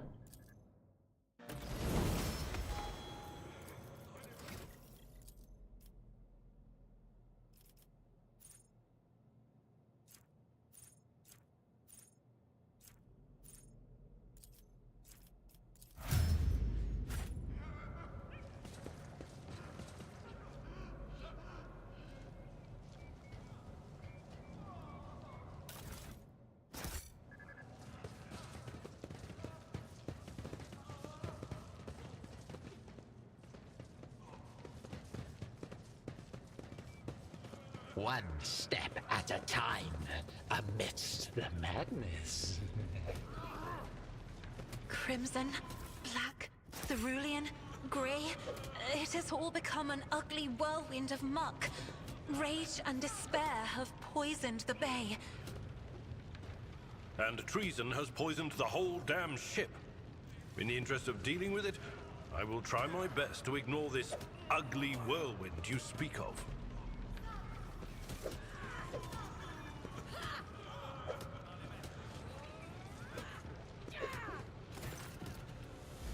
The Infernus Master Eindrik Montag spits blood to the deck, right in front of the Enforcer lying nearby, unconscious. Eindrik's lip is busted, his knuckles are grazed and covered in blood, and there is a chewed up glow stick between his teeth. With a menacing growl, Eindrik looms over the second officer who's holding his baton at the ready. Why are you assaulting my people and denying them water like they're criminals? We've got teenagers and LD folk here. They're all just ordinary workers, they've done nothing wrong.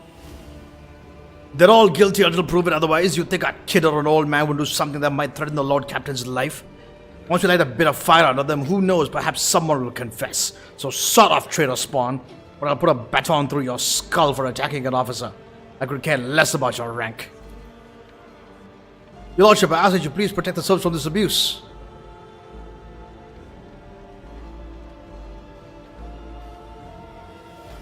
I will not have you disrupt the course of this investigation. In that case, I request permission to join my family. The senior officer has their duties, see to them. That is an order. You see no anger in Eindrik's eyes, only bitterness and worry. He breathes in, then breathes out. As you command, Lord Captain. I hope you find the culprit before 100 workers are forced to suffer the same undue punishment.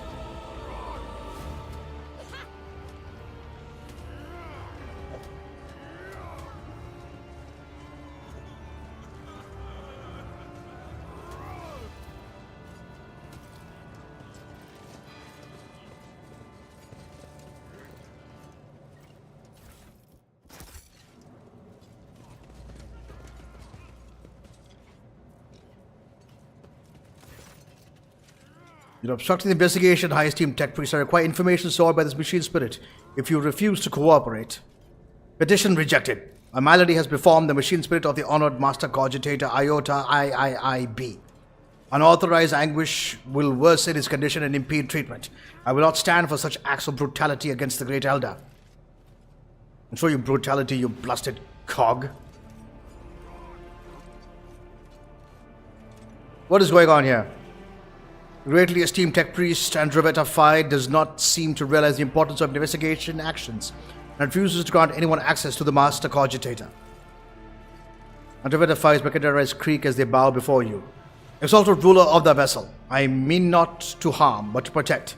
I merely care for the machine spirit's health. It has fallen ill of late, and now its temper is worse than ever. If the lay woman starts torturing it now, the venerable spirit may take offense and leave us forever, taking the logs, the lay people's toils with it. This must be prevented. This statement is true. The incident catalog of the vessel contains no less than 12 instances of grievous loss of data due to disrespect shown to the machine spirit by unauthorized units. Genervi, why do you seek access from the malfunctioning cogitator? The work logs are on it. It might contain some important information that will lead us to our suspect. Antivirus 5's box explodes in a furious binaric roar. This lady woman does not even know what she intended to inquire the Blessed Elder. Blasphemous disrespect.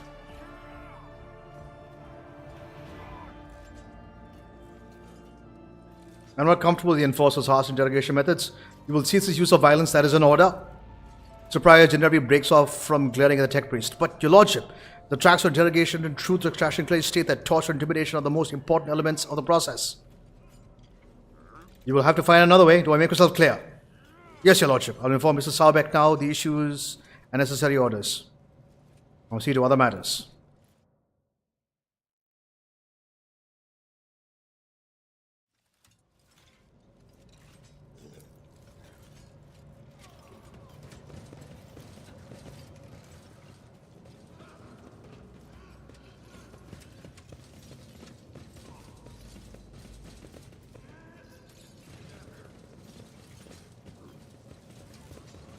There will be no peace in my wake.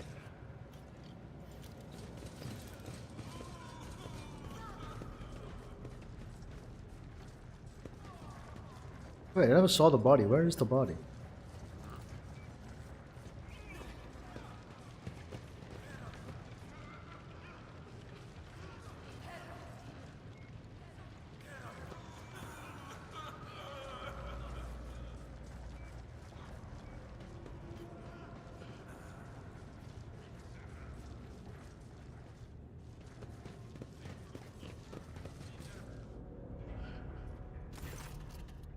The worker's ruined body lies in a waxen pile on the platform. His face is crushed, his throat open, his body riddled with cuts and lacerations.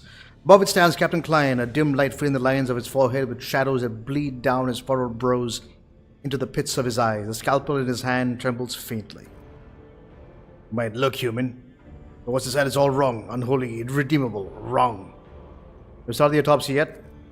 I have, but furrows on the enforcer's brows deepen. I will get back to you in just a moment, your lordship.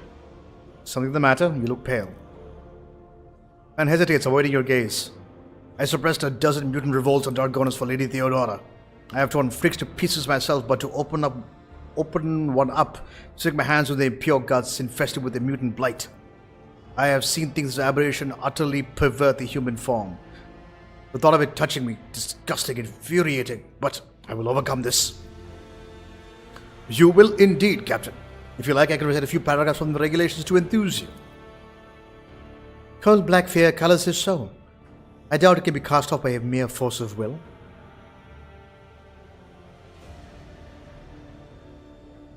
I'm in the scalpel. I'll perform the autopsy if you record the findings.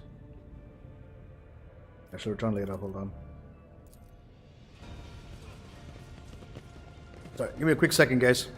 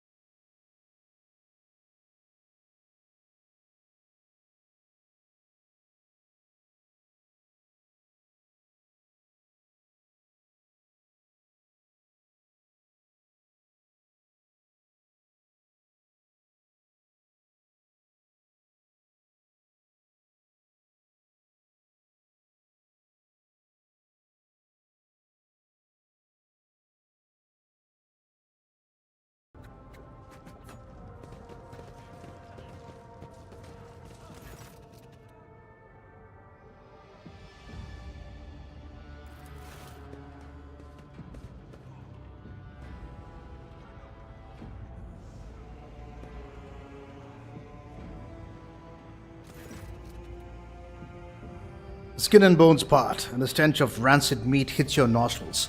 Klein empties your stomach over the deck railing. Fighting the urge to vomit yourself, you peer at the vile mass of subhuman entrails. Vestigial ingrown arms wrap around what looks like a vile semblance of familiar organs interlaced with scaly bile-colored sacs. Your knowledge of Xenos is enough to infer that the murdered man may have been subject to Xeno influence. True human form has not simply been destroyed but mixed with something strange, something profane. It is as if you are dissecting a seed that should have been enveloped, it should have evolved into something more complex and alien. Agenta reflexively raises a weapon and when she sees the mutant's rotten insides.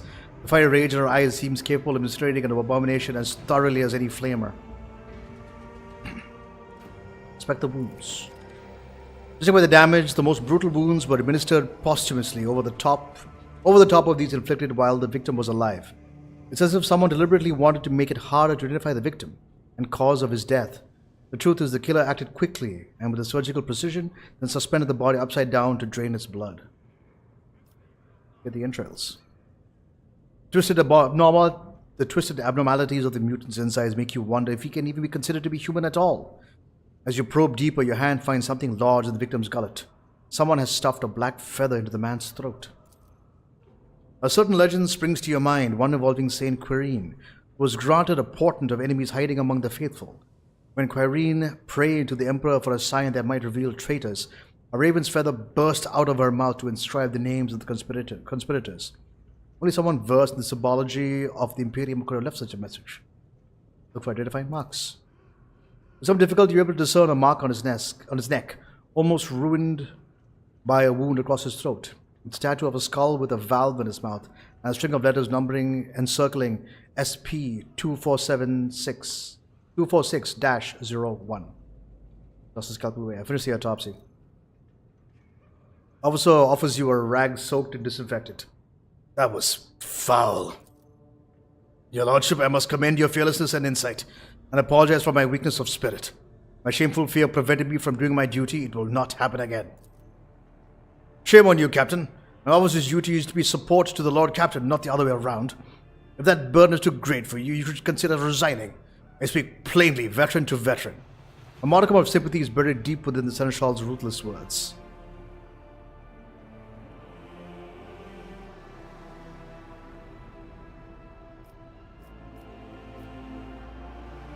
Someone tried to conceal the victim's identity and cause of death.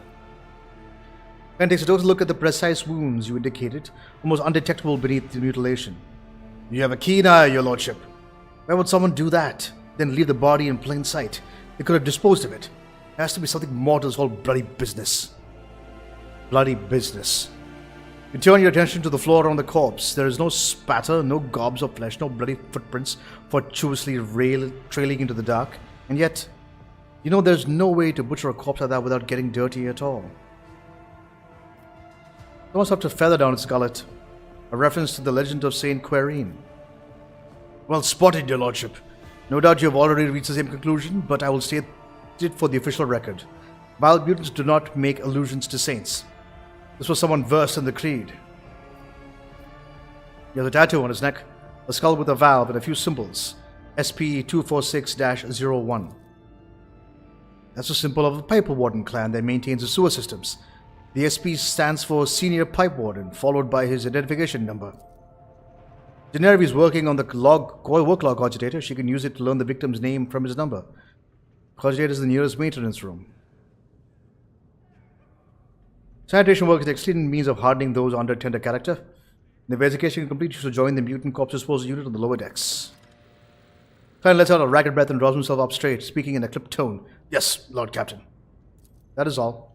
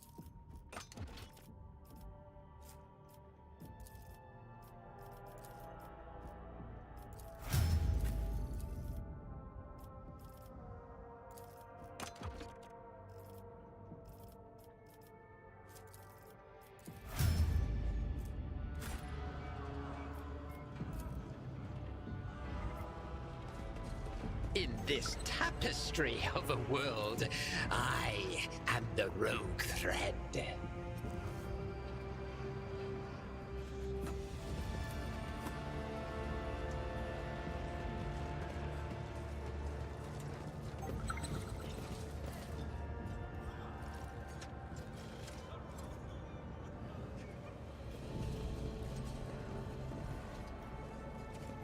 A tantalizing anomaly.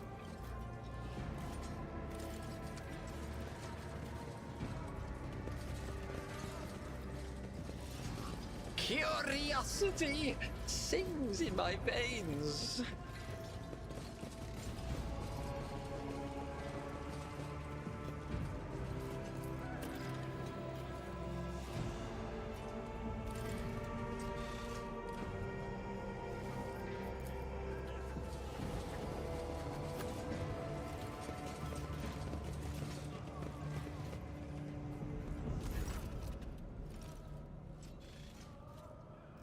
We need to investigate this causeate in order to obtain information about a certain pipe warden. Ruler of the vessel, why do you insist on interrogating an elderly soul when it's in such a miserable state? You are making a mockery of the omniscience tenets and privileges of priesthood at Mars. You have my word that I will treat the machine spirit with due respect. You may observe the interrogation. Underwriter file lets out a screeching sigh. Access privilege is granted. I reserve the prerogative to interrupt the interrogation the moment I detect the slightest threat to the machine spirit. At your approach, the lumens on the master cogitator's bulky hull light up peevishly, and the cooling filters breathe an exasperated sigh. The machine spirit appears to be in a rotten mood. In the name of upholding blessed axiomatics, I am initiating the accompanying tech service. Pascal's mechadendrites writhe like snakes in a sacred dance. One of them reverently docks with the cogitator's data port. Old calculating machine spirit, blessed in the omniscience, luminous in the dark of ignorance. May the regalia be revealed. May the prayers of access be said. May the restrictive circuits be removed. The cogitator lets out a serene sigh of dust from his ventilation grate. Courtesy, introduce yourself by inputting your data to show respect for the machine spirit. After an unnecessarily long verification process, the cogitator recognized the possibility that you may indeed be the ship's Lord Captain. A string of techna lingua on the screen tells you that you may now input your request. Humbly ask for the data on the toils of the ship's workers. Besides himself with anger, the cogitator sprays you with sparks. Its vidscreen dim flickers. You hear a spiteful whir. You find yourself staring at an incomprehensible mess of symbols. Apparently, the spirit refuses to collaborate on account of some blocker A403. Oh, the spirit is truly unwell. Why else would a blocker A403 prevent him from sharing such data, especially after a logged ritual of greeting? Observing a critical distortion of the sacred code, initiate the sacrament of hibernation and anointing the holy machine's data cards.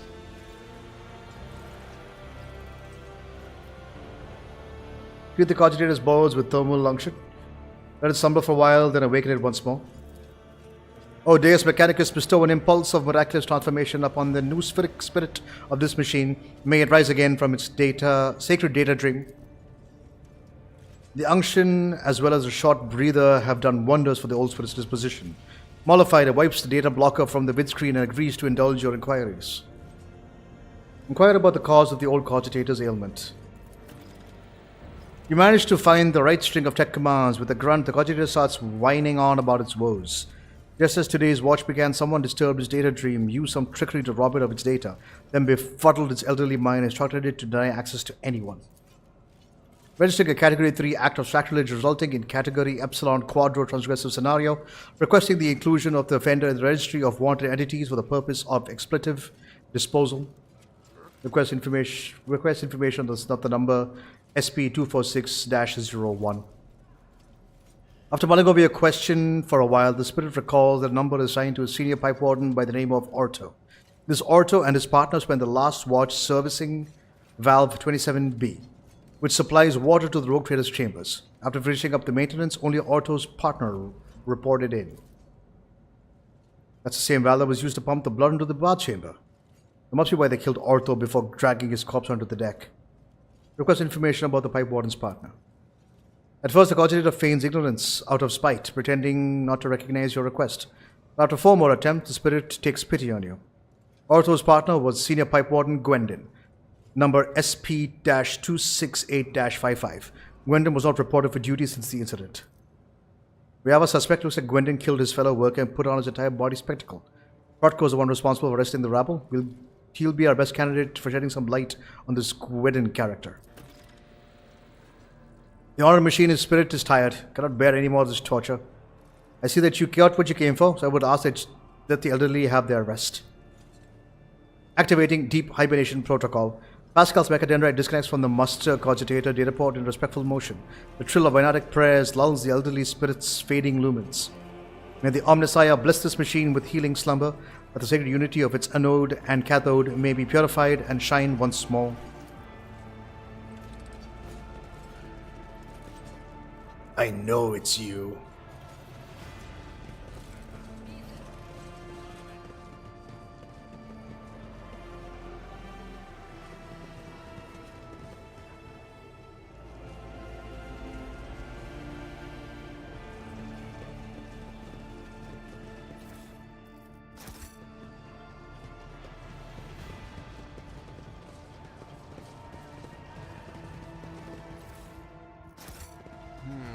What lies beyond?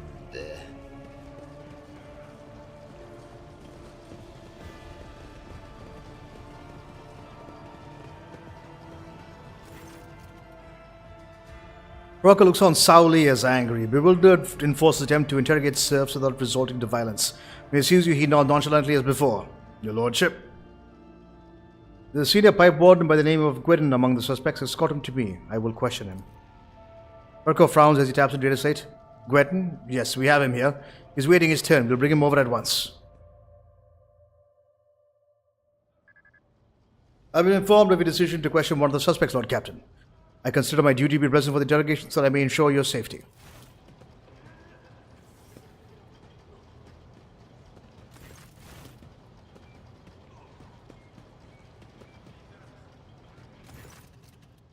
Before stands you a gaunt man in work clothes.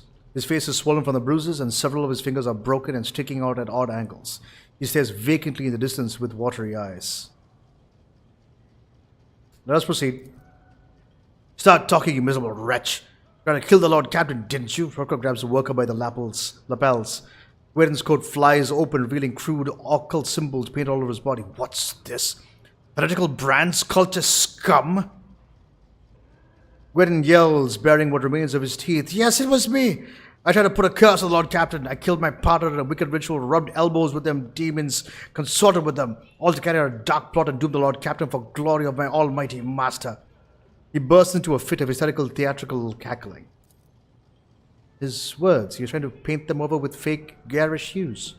But his abject terror carries with it too much black and grey. What does he hope to accomplish with this? Admitted to everything, the vermin I have insisted time and time again, the assassination attempt was carried out by one of Voigtbeer's ravaging henchmen. And I was right, because we weren't so thorough in clearing them out as we thought. Protko casts a sharp look at Sarbak. And who is this dark and almighty patron of yours? Master Malachi the Dreadful, him, yes. You don't remember hearing of such a demon before. What you do remember from reports is that the foreman of the 5th Food Depot, known as a known miser and sadist, is Malachi Drek. How did you kill your partner? Well, I grabbed myself a rusty saw and started hacking at him. Then I pulled out the dagger made from the virgin's bones and stabbed him. Alright, I also cursed him first. It was only right. None of the wounds on the victim's body could have been inflicted with a saw. There were no dagger wounds on him either. What are those marks on you? What do they mean? These are my cultist marks, so I can put curses on people and talk to demons. He pokes a finger at his uneven semicircle with 9 arrows coming out the top of it. This one is called the Hame of Terror. It represents the 9 archdemons. I always pray to each one first thing in the morning. You are unimpressed by this half-baked attempt at drawing an 8-pointed star of chaos. Enough with these theatrics, Gwendon. You are no cultist. Why are you so intent on vilifying yourself?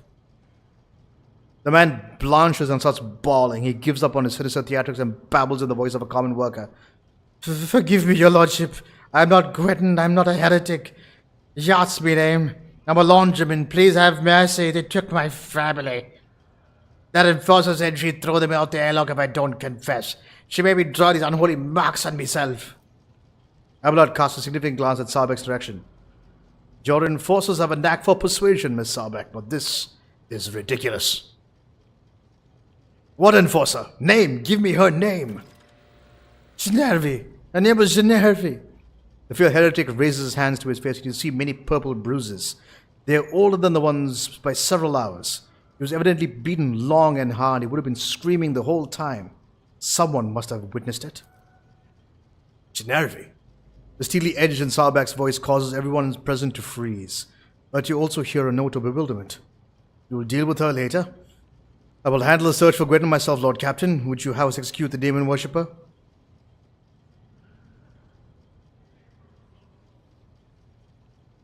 Spare the man, watch out the heretical symbols and let him rejoin his family. Lord Captain, evidence you have collected is sufficient to apprehend the culprit. I will report to the mess hall and we shall bring this investigation to a close.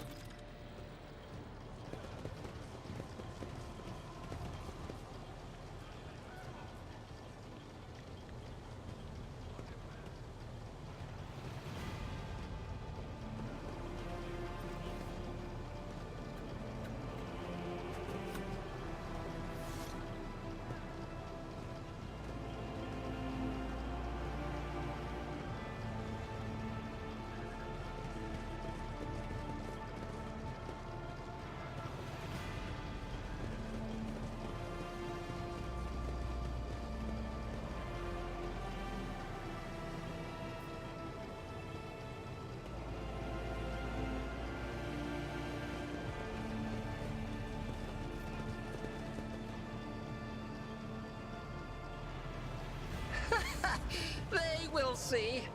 Oh, yes, indeed. They all will see.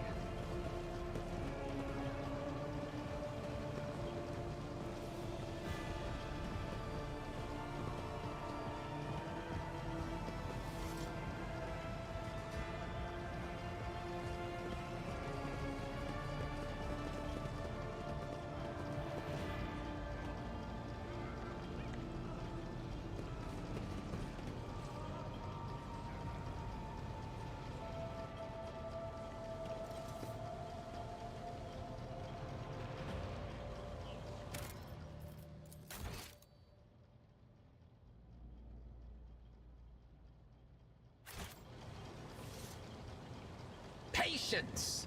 My nerves are frayed!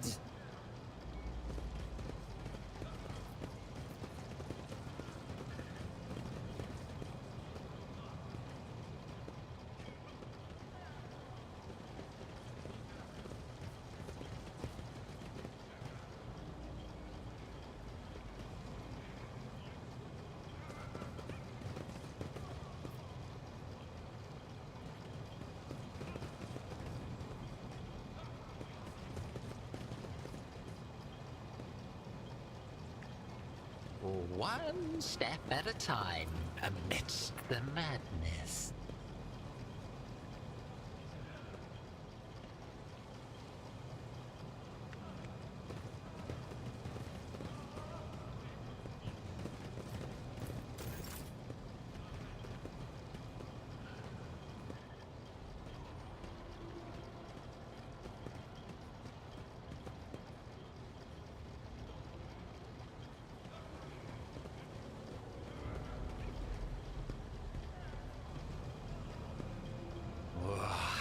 There will be no peace in my wake.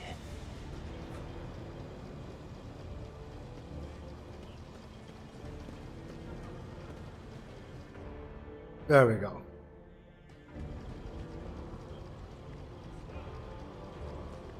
Holy mechanism sent forth revelation, transmitted coordinates to resolve a location in one of the worlds in the Pyrium Solitas system.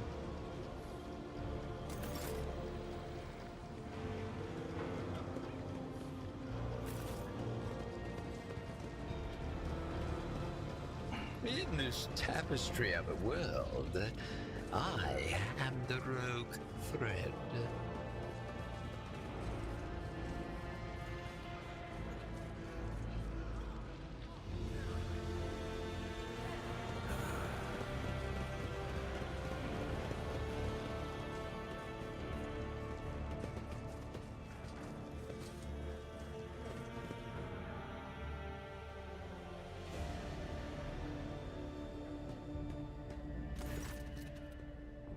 Lord Captain, the real Tribe Warden Gwydon has been found and is escorted here as we speak.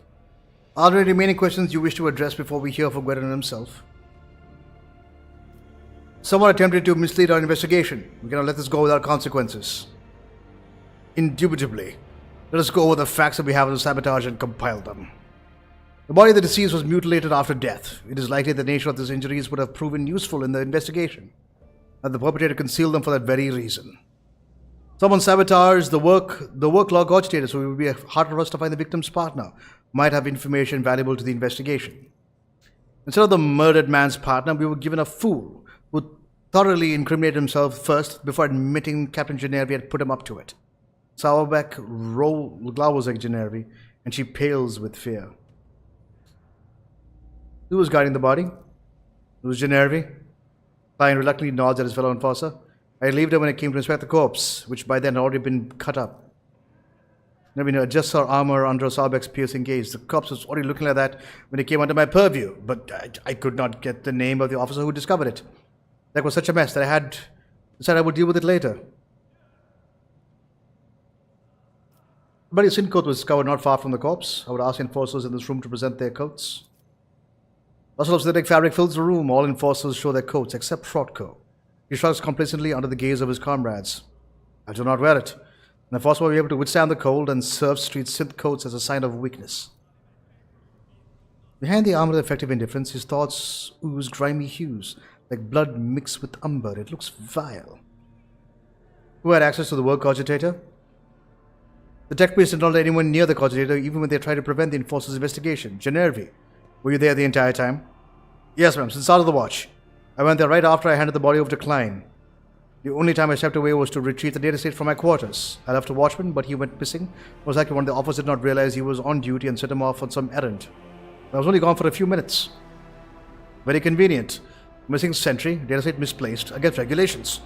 Rocco drums his finger on a holster on his belt where his own data state sits tightly nestled. I don't understand how I could have forgotten it. Always check my gear when I go on duty.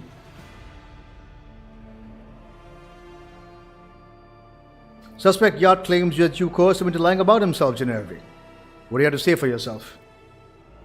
I may have conducted his preliminary interrogation like so many others. Frotko requested my assistance because of my experience in dealing with the rabble. That's why there's no truth to these accusations against me. The transcript says you conducted Yacht's interrogation alone.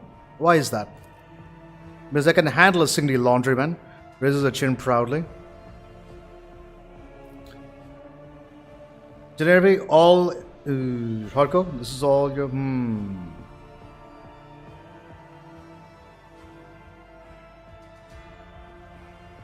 A weird one, isn't it?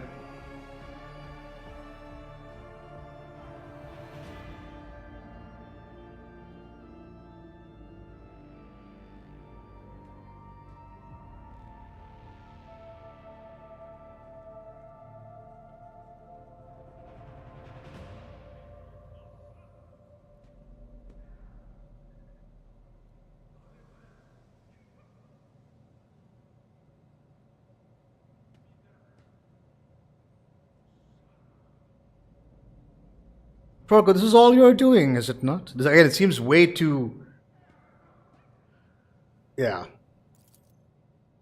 So it was an auto pistol and pointed at Frotko, who appears entirely unperturbed. I'll give you one chance to retain your last shred of honor and confess. You sabotaged the investigation. Why? Is it not obvious? Frotko smugly arches an eyebrow. To expose the conspiracy myself and to prove your incompetence to his lordship. To take the place I actually deserve. For years I toiled for the good of the dynasty, but when my former master-at-arms was killed, I was refused my promotion. Instead, they give the position to you, a self-serving Sauerbeck net. I guess a noble name means more than talent. When the scramble occurred, I realized it was a chance to show what I was worth. While you were busy dallying, I quickly learned the name of our suspect. diverted the course investigation, an easy enough task. I began looking for the real Gwyn. Had I found him in time, your position would have already been mine, Jocasta. Simply listen to yourself and you will understand why they may be Master at Arms. Lord Captain, I request permission to dispose of this refuse personally. Welcome, we're hoping to receive the Master at Arms and me. The dismissive tone makes Rodko flinch with indignation. I had every chance, but you were shrewder than I expected. My little trick with the body did work. You still don't know who was behind it all. But I already figured it out. I hid Gwyn from you by damaging the cogitator and delivering you a fake, an idiot willing to incriminate himself out of fear. I even prepared a contingency plan in case he cracks by making sure he would blame someone else. Yes, there were a couple of slip-ups, but you must admit, it was a solid attempt overall. Why are we trying to fame Genervi? A backup plan. Always need someone to blame if you make a mistake. Rodko's voice sounds calm, even casual. I could have framed Klein, but that young upstart was already galloping through the ranks too fast. I was clearly aiming for my station. Besides, she and her thick-witted subordinates were always right where I wanted them to be. You do not seem to fear punishment. With all due respect, your lordship, I'm an enforcer. I have looked death in the eye and will accept your judgment with dignity. There's no bravado in Rodko's words, just dry statement of fact.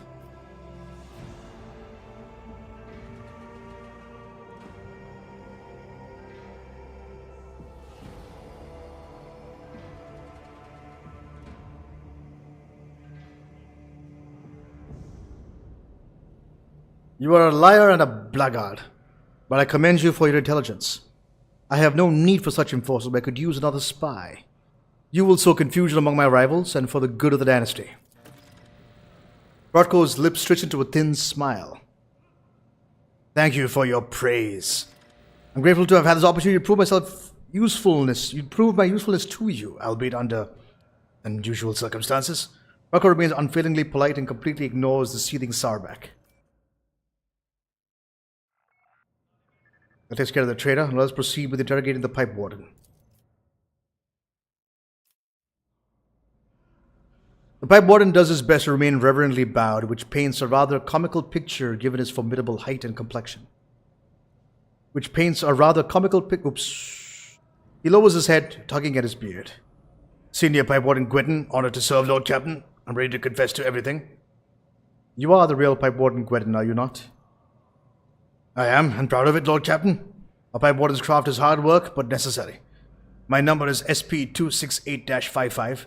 My work partner was the late Orto, number SP246-01. I oversee the water supply systems on the upper decks, sectors A3, K8, and R2.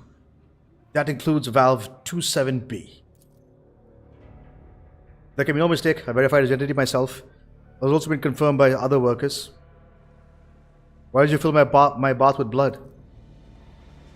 I did as a servant of death commanded. She said the Emperor gave the first spinner a sign that your lordship will be bathed in blood of poor Orto, my partner, and I was scared, so I obeyed. The first spinner? Are you talking about the vizier of the bloodspun web? Yes, that's him. He leads the death cultists, the lot who worship the Emperor by killing. His spinners hunt down heretics, but sometimes they take righteous lives too. Their service is mysterious, fervent, and bloody. If the vizier ordered it, there must have been a reason. The Undying One must have revealed something to him that we were ignorant of. Did you kill your mutant partner? I didn't kill him. I didn't know he was a mutant. Orto and I always got along, even if it wasn't much for talking. But then, he shut us. A servant of death came from the darkness, ended him quickly but harshly. She bled him dry and put a black feather in his throat. She told me to pump the blood into the pipes and then she left. I wanted to confess, but I was afraid she'd come for me too if I did. Whom do you mean by the servant of death? A holy slayer in black and crimson and bone, feared by all. They are quiet and merciless as death itself. They come from the shadows to kill because the Emperor commands them so. You've already met the servants of the Bloodspun Web, Lord Captain. The grim processions of one of the updecks will soon forget. Summon the Vizier of the Bloodspun Web. I wish to hear his explanation. As you will, Lord Captain. Your Lordship, if I may ask, what happens to me now? I never meant to anger you. I thought I was doing as the Emperor willed. But here we are. I'm a simple man. I know pipes and I know them a lot better than all the people's business. My eyes aren't what they used to be, but I can still smell rusted metal, though not so much in people's thoughts.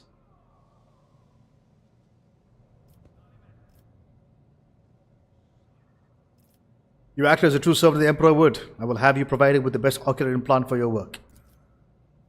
Thank you from the bottom of my heart, your lordship. I will serve you faithfully, and I'll never forget your mercy. The Vizier's bloodspun web treads lightly and silently as if an old gaunt body has no weight at all. He whispers weakly, Domin Nero willed to see me, so I have come. I have summoned you to discuss the actions of your apprentices. The Vizier responds in an equally respectful manner. Let their deeds be weighed. Investigation established that the bloodspun web orchestrated an attack on his lordship by means of pouring unholy blood into his bath. This affront. The old man's murmur drowns out Sauerbeck's relentless voice. Domin Nero knows the truth. So it was done, so I did will. It was no affront, but a prophecy. From my hands to divine, unsullied martyrs offer their souls and bodies into his imperishable embrace. I gazed into the red rivers of their smoldering lives, and I did see a roiling unclean staining the bays, reaching the anointed Lord of the Ark. In my apprentice's last sighs, I heard the Undying One's whispers. He bid me, bathe the Domin in the blood of he who must go, and they who have been righteous for this will shield the Domin and strengthen his body against the roiling unclean. I obeyed. Do you claim you did it because the God Emperor willed it so? I speak, move, and draw breath because he wills it so. I defy not the Undying One, neither in death that gives and takes, nor in my living existence. The man you killed, who was he? I know not. I heard only the name, and I knew he must go. Listens to the empty space above his shoulder and nods. Yes, we need more knowledge than that. What do you mean by the roiling unclean? He did not reveal, but it is corruption itself. It offends him. It tastes as sweet as fetid waters in old pipes. Its promises are the deception of the enforcer's smile. Its face is elusive. Well, did you know about this? When I saw the wounds made by the hand of a fellow believer, I guessed. But the Vizier chose not to warn you, and so it was not my place to do so either. If there had been a plot against you and a knife aimed at you, I would have given you some sign, but the Vizier means you no harm. He is your servant. Where your other subjects' threads are clear and straight, his lies in shadow and hints and secrets. Trust him as I do. Could your vision have been false? The Vizier's lips curled into a smile. I held the cards of his tarot, washed in the blood of the righteous. They make no mistakes, and neither does he send false visions. Only mortals err. They who read the signs, they who interpret. Master Dams, are you convinced that we have found the culprits? Situation is clear, your lordship. Sauerbeck makes the hind with the quiller. The Emperor sent us important. The protector of mankind guides the hands of his holy servants to guard us and warn us of hidden threats. God Emperor, I thank thee for protecting us, even though there are instruments of your protection whose purity and holiness I may never understand.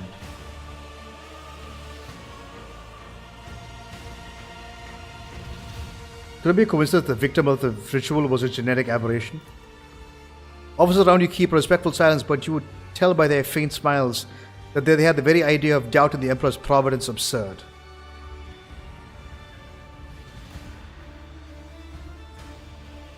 The cult of the Bloodspun will face no persecution for their deed. The Vizier freezes, listening to silence, then nods to nothing. Yes, I will tell him. He turns his soon eyes shut to you once more. We are seeds in your hands, giver of life. Whether you keep us or scatter us, we will remain grateful.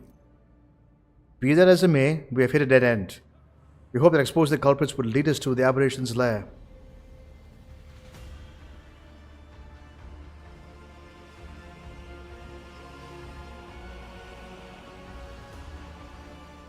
Let the bloodspun web find the mutants breeding on my ship.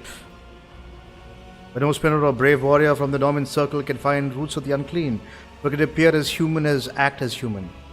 Only its thoughts betray its vile nature. Only its thoughts are never human. Wise.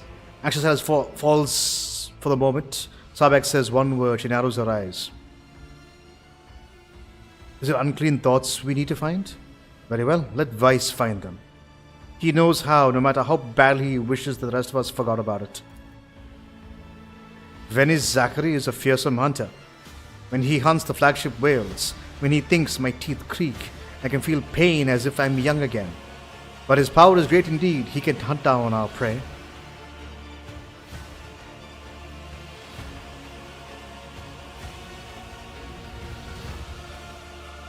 Correct me if I'm wrong, but it seems that not everyone here is eager to leave this matter to Master Weiss.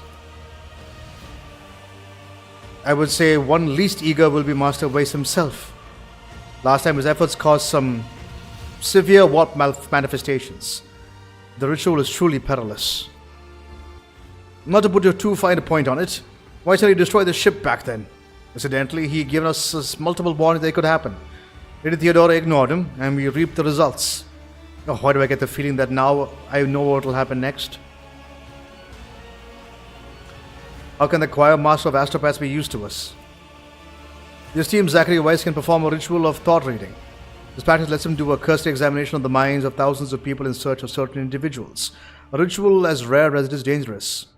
And only someone as versed as Master Weiss can accomplish such a feat. Has Weiss done something like that before? Once.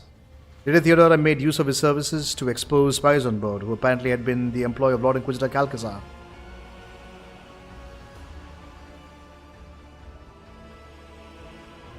That's all, Master at Arms. Your duty is done. I give you leave to wrap up the investigation on the officer's deck. My duty will be done when the threat is eliminated.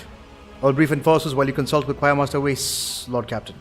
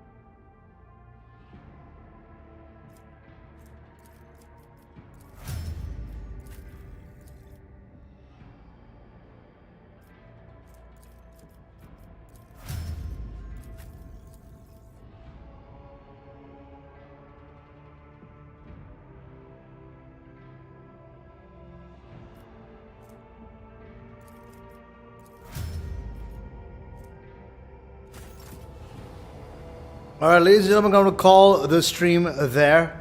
We didn't make much progress in terms of the overarching story, but a bunch of side quests have kicked in, and we got other stuff to do. But thank you guys all so much for watching.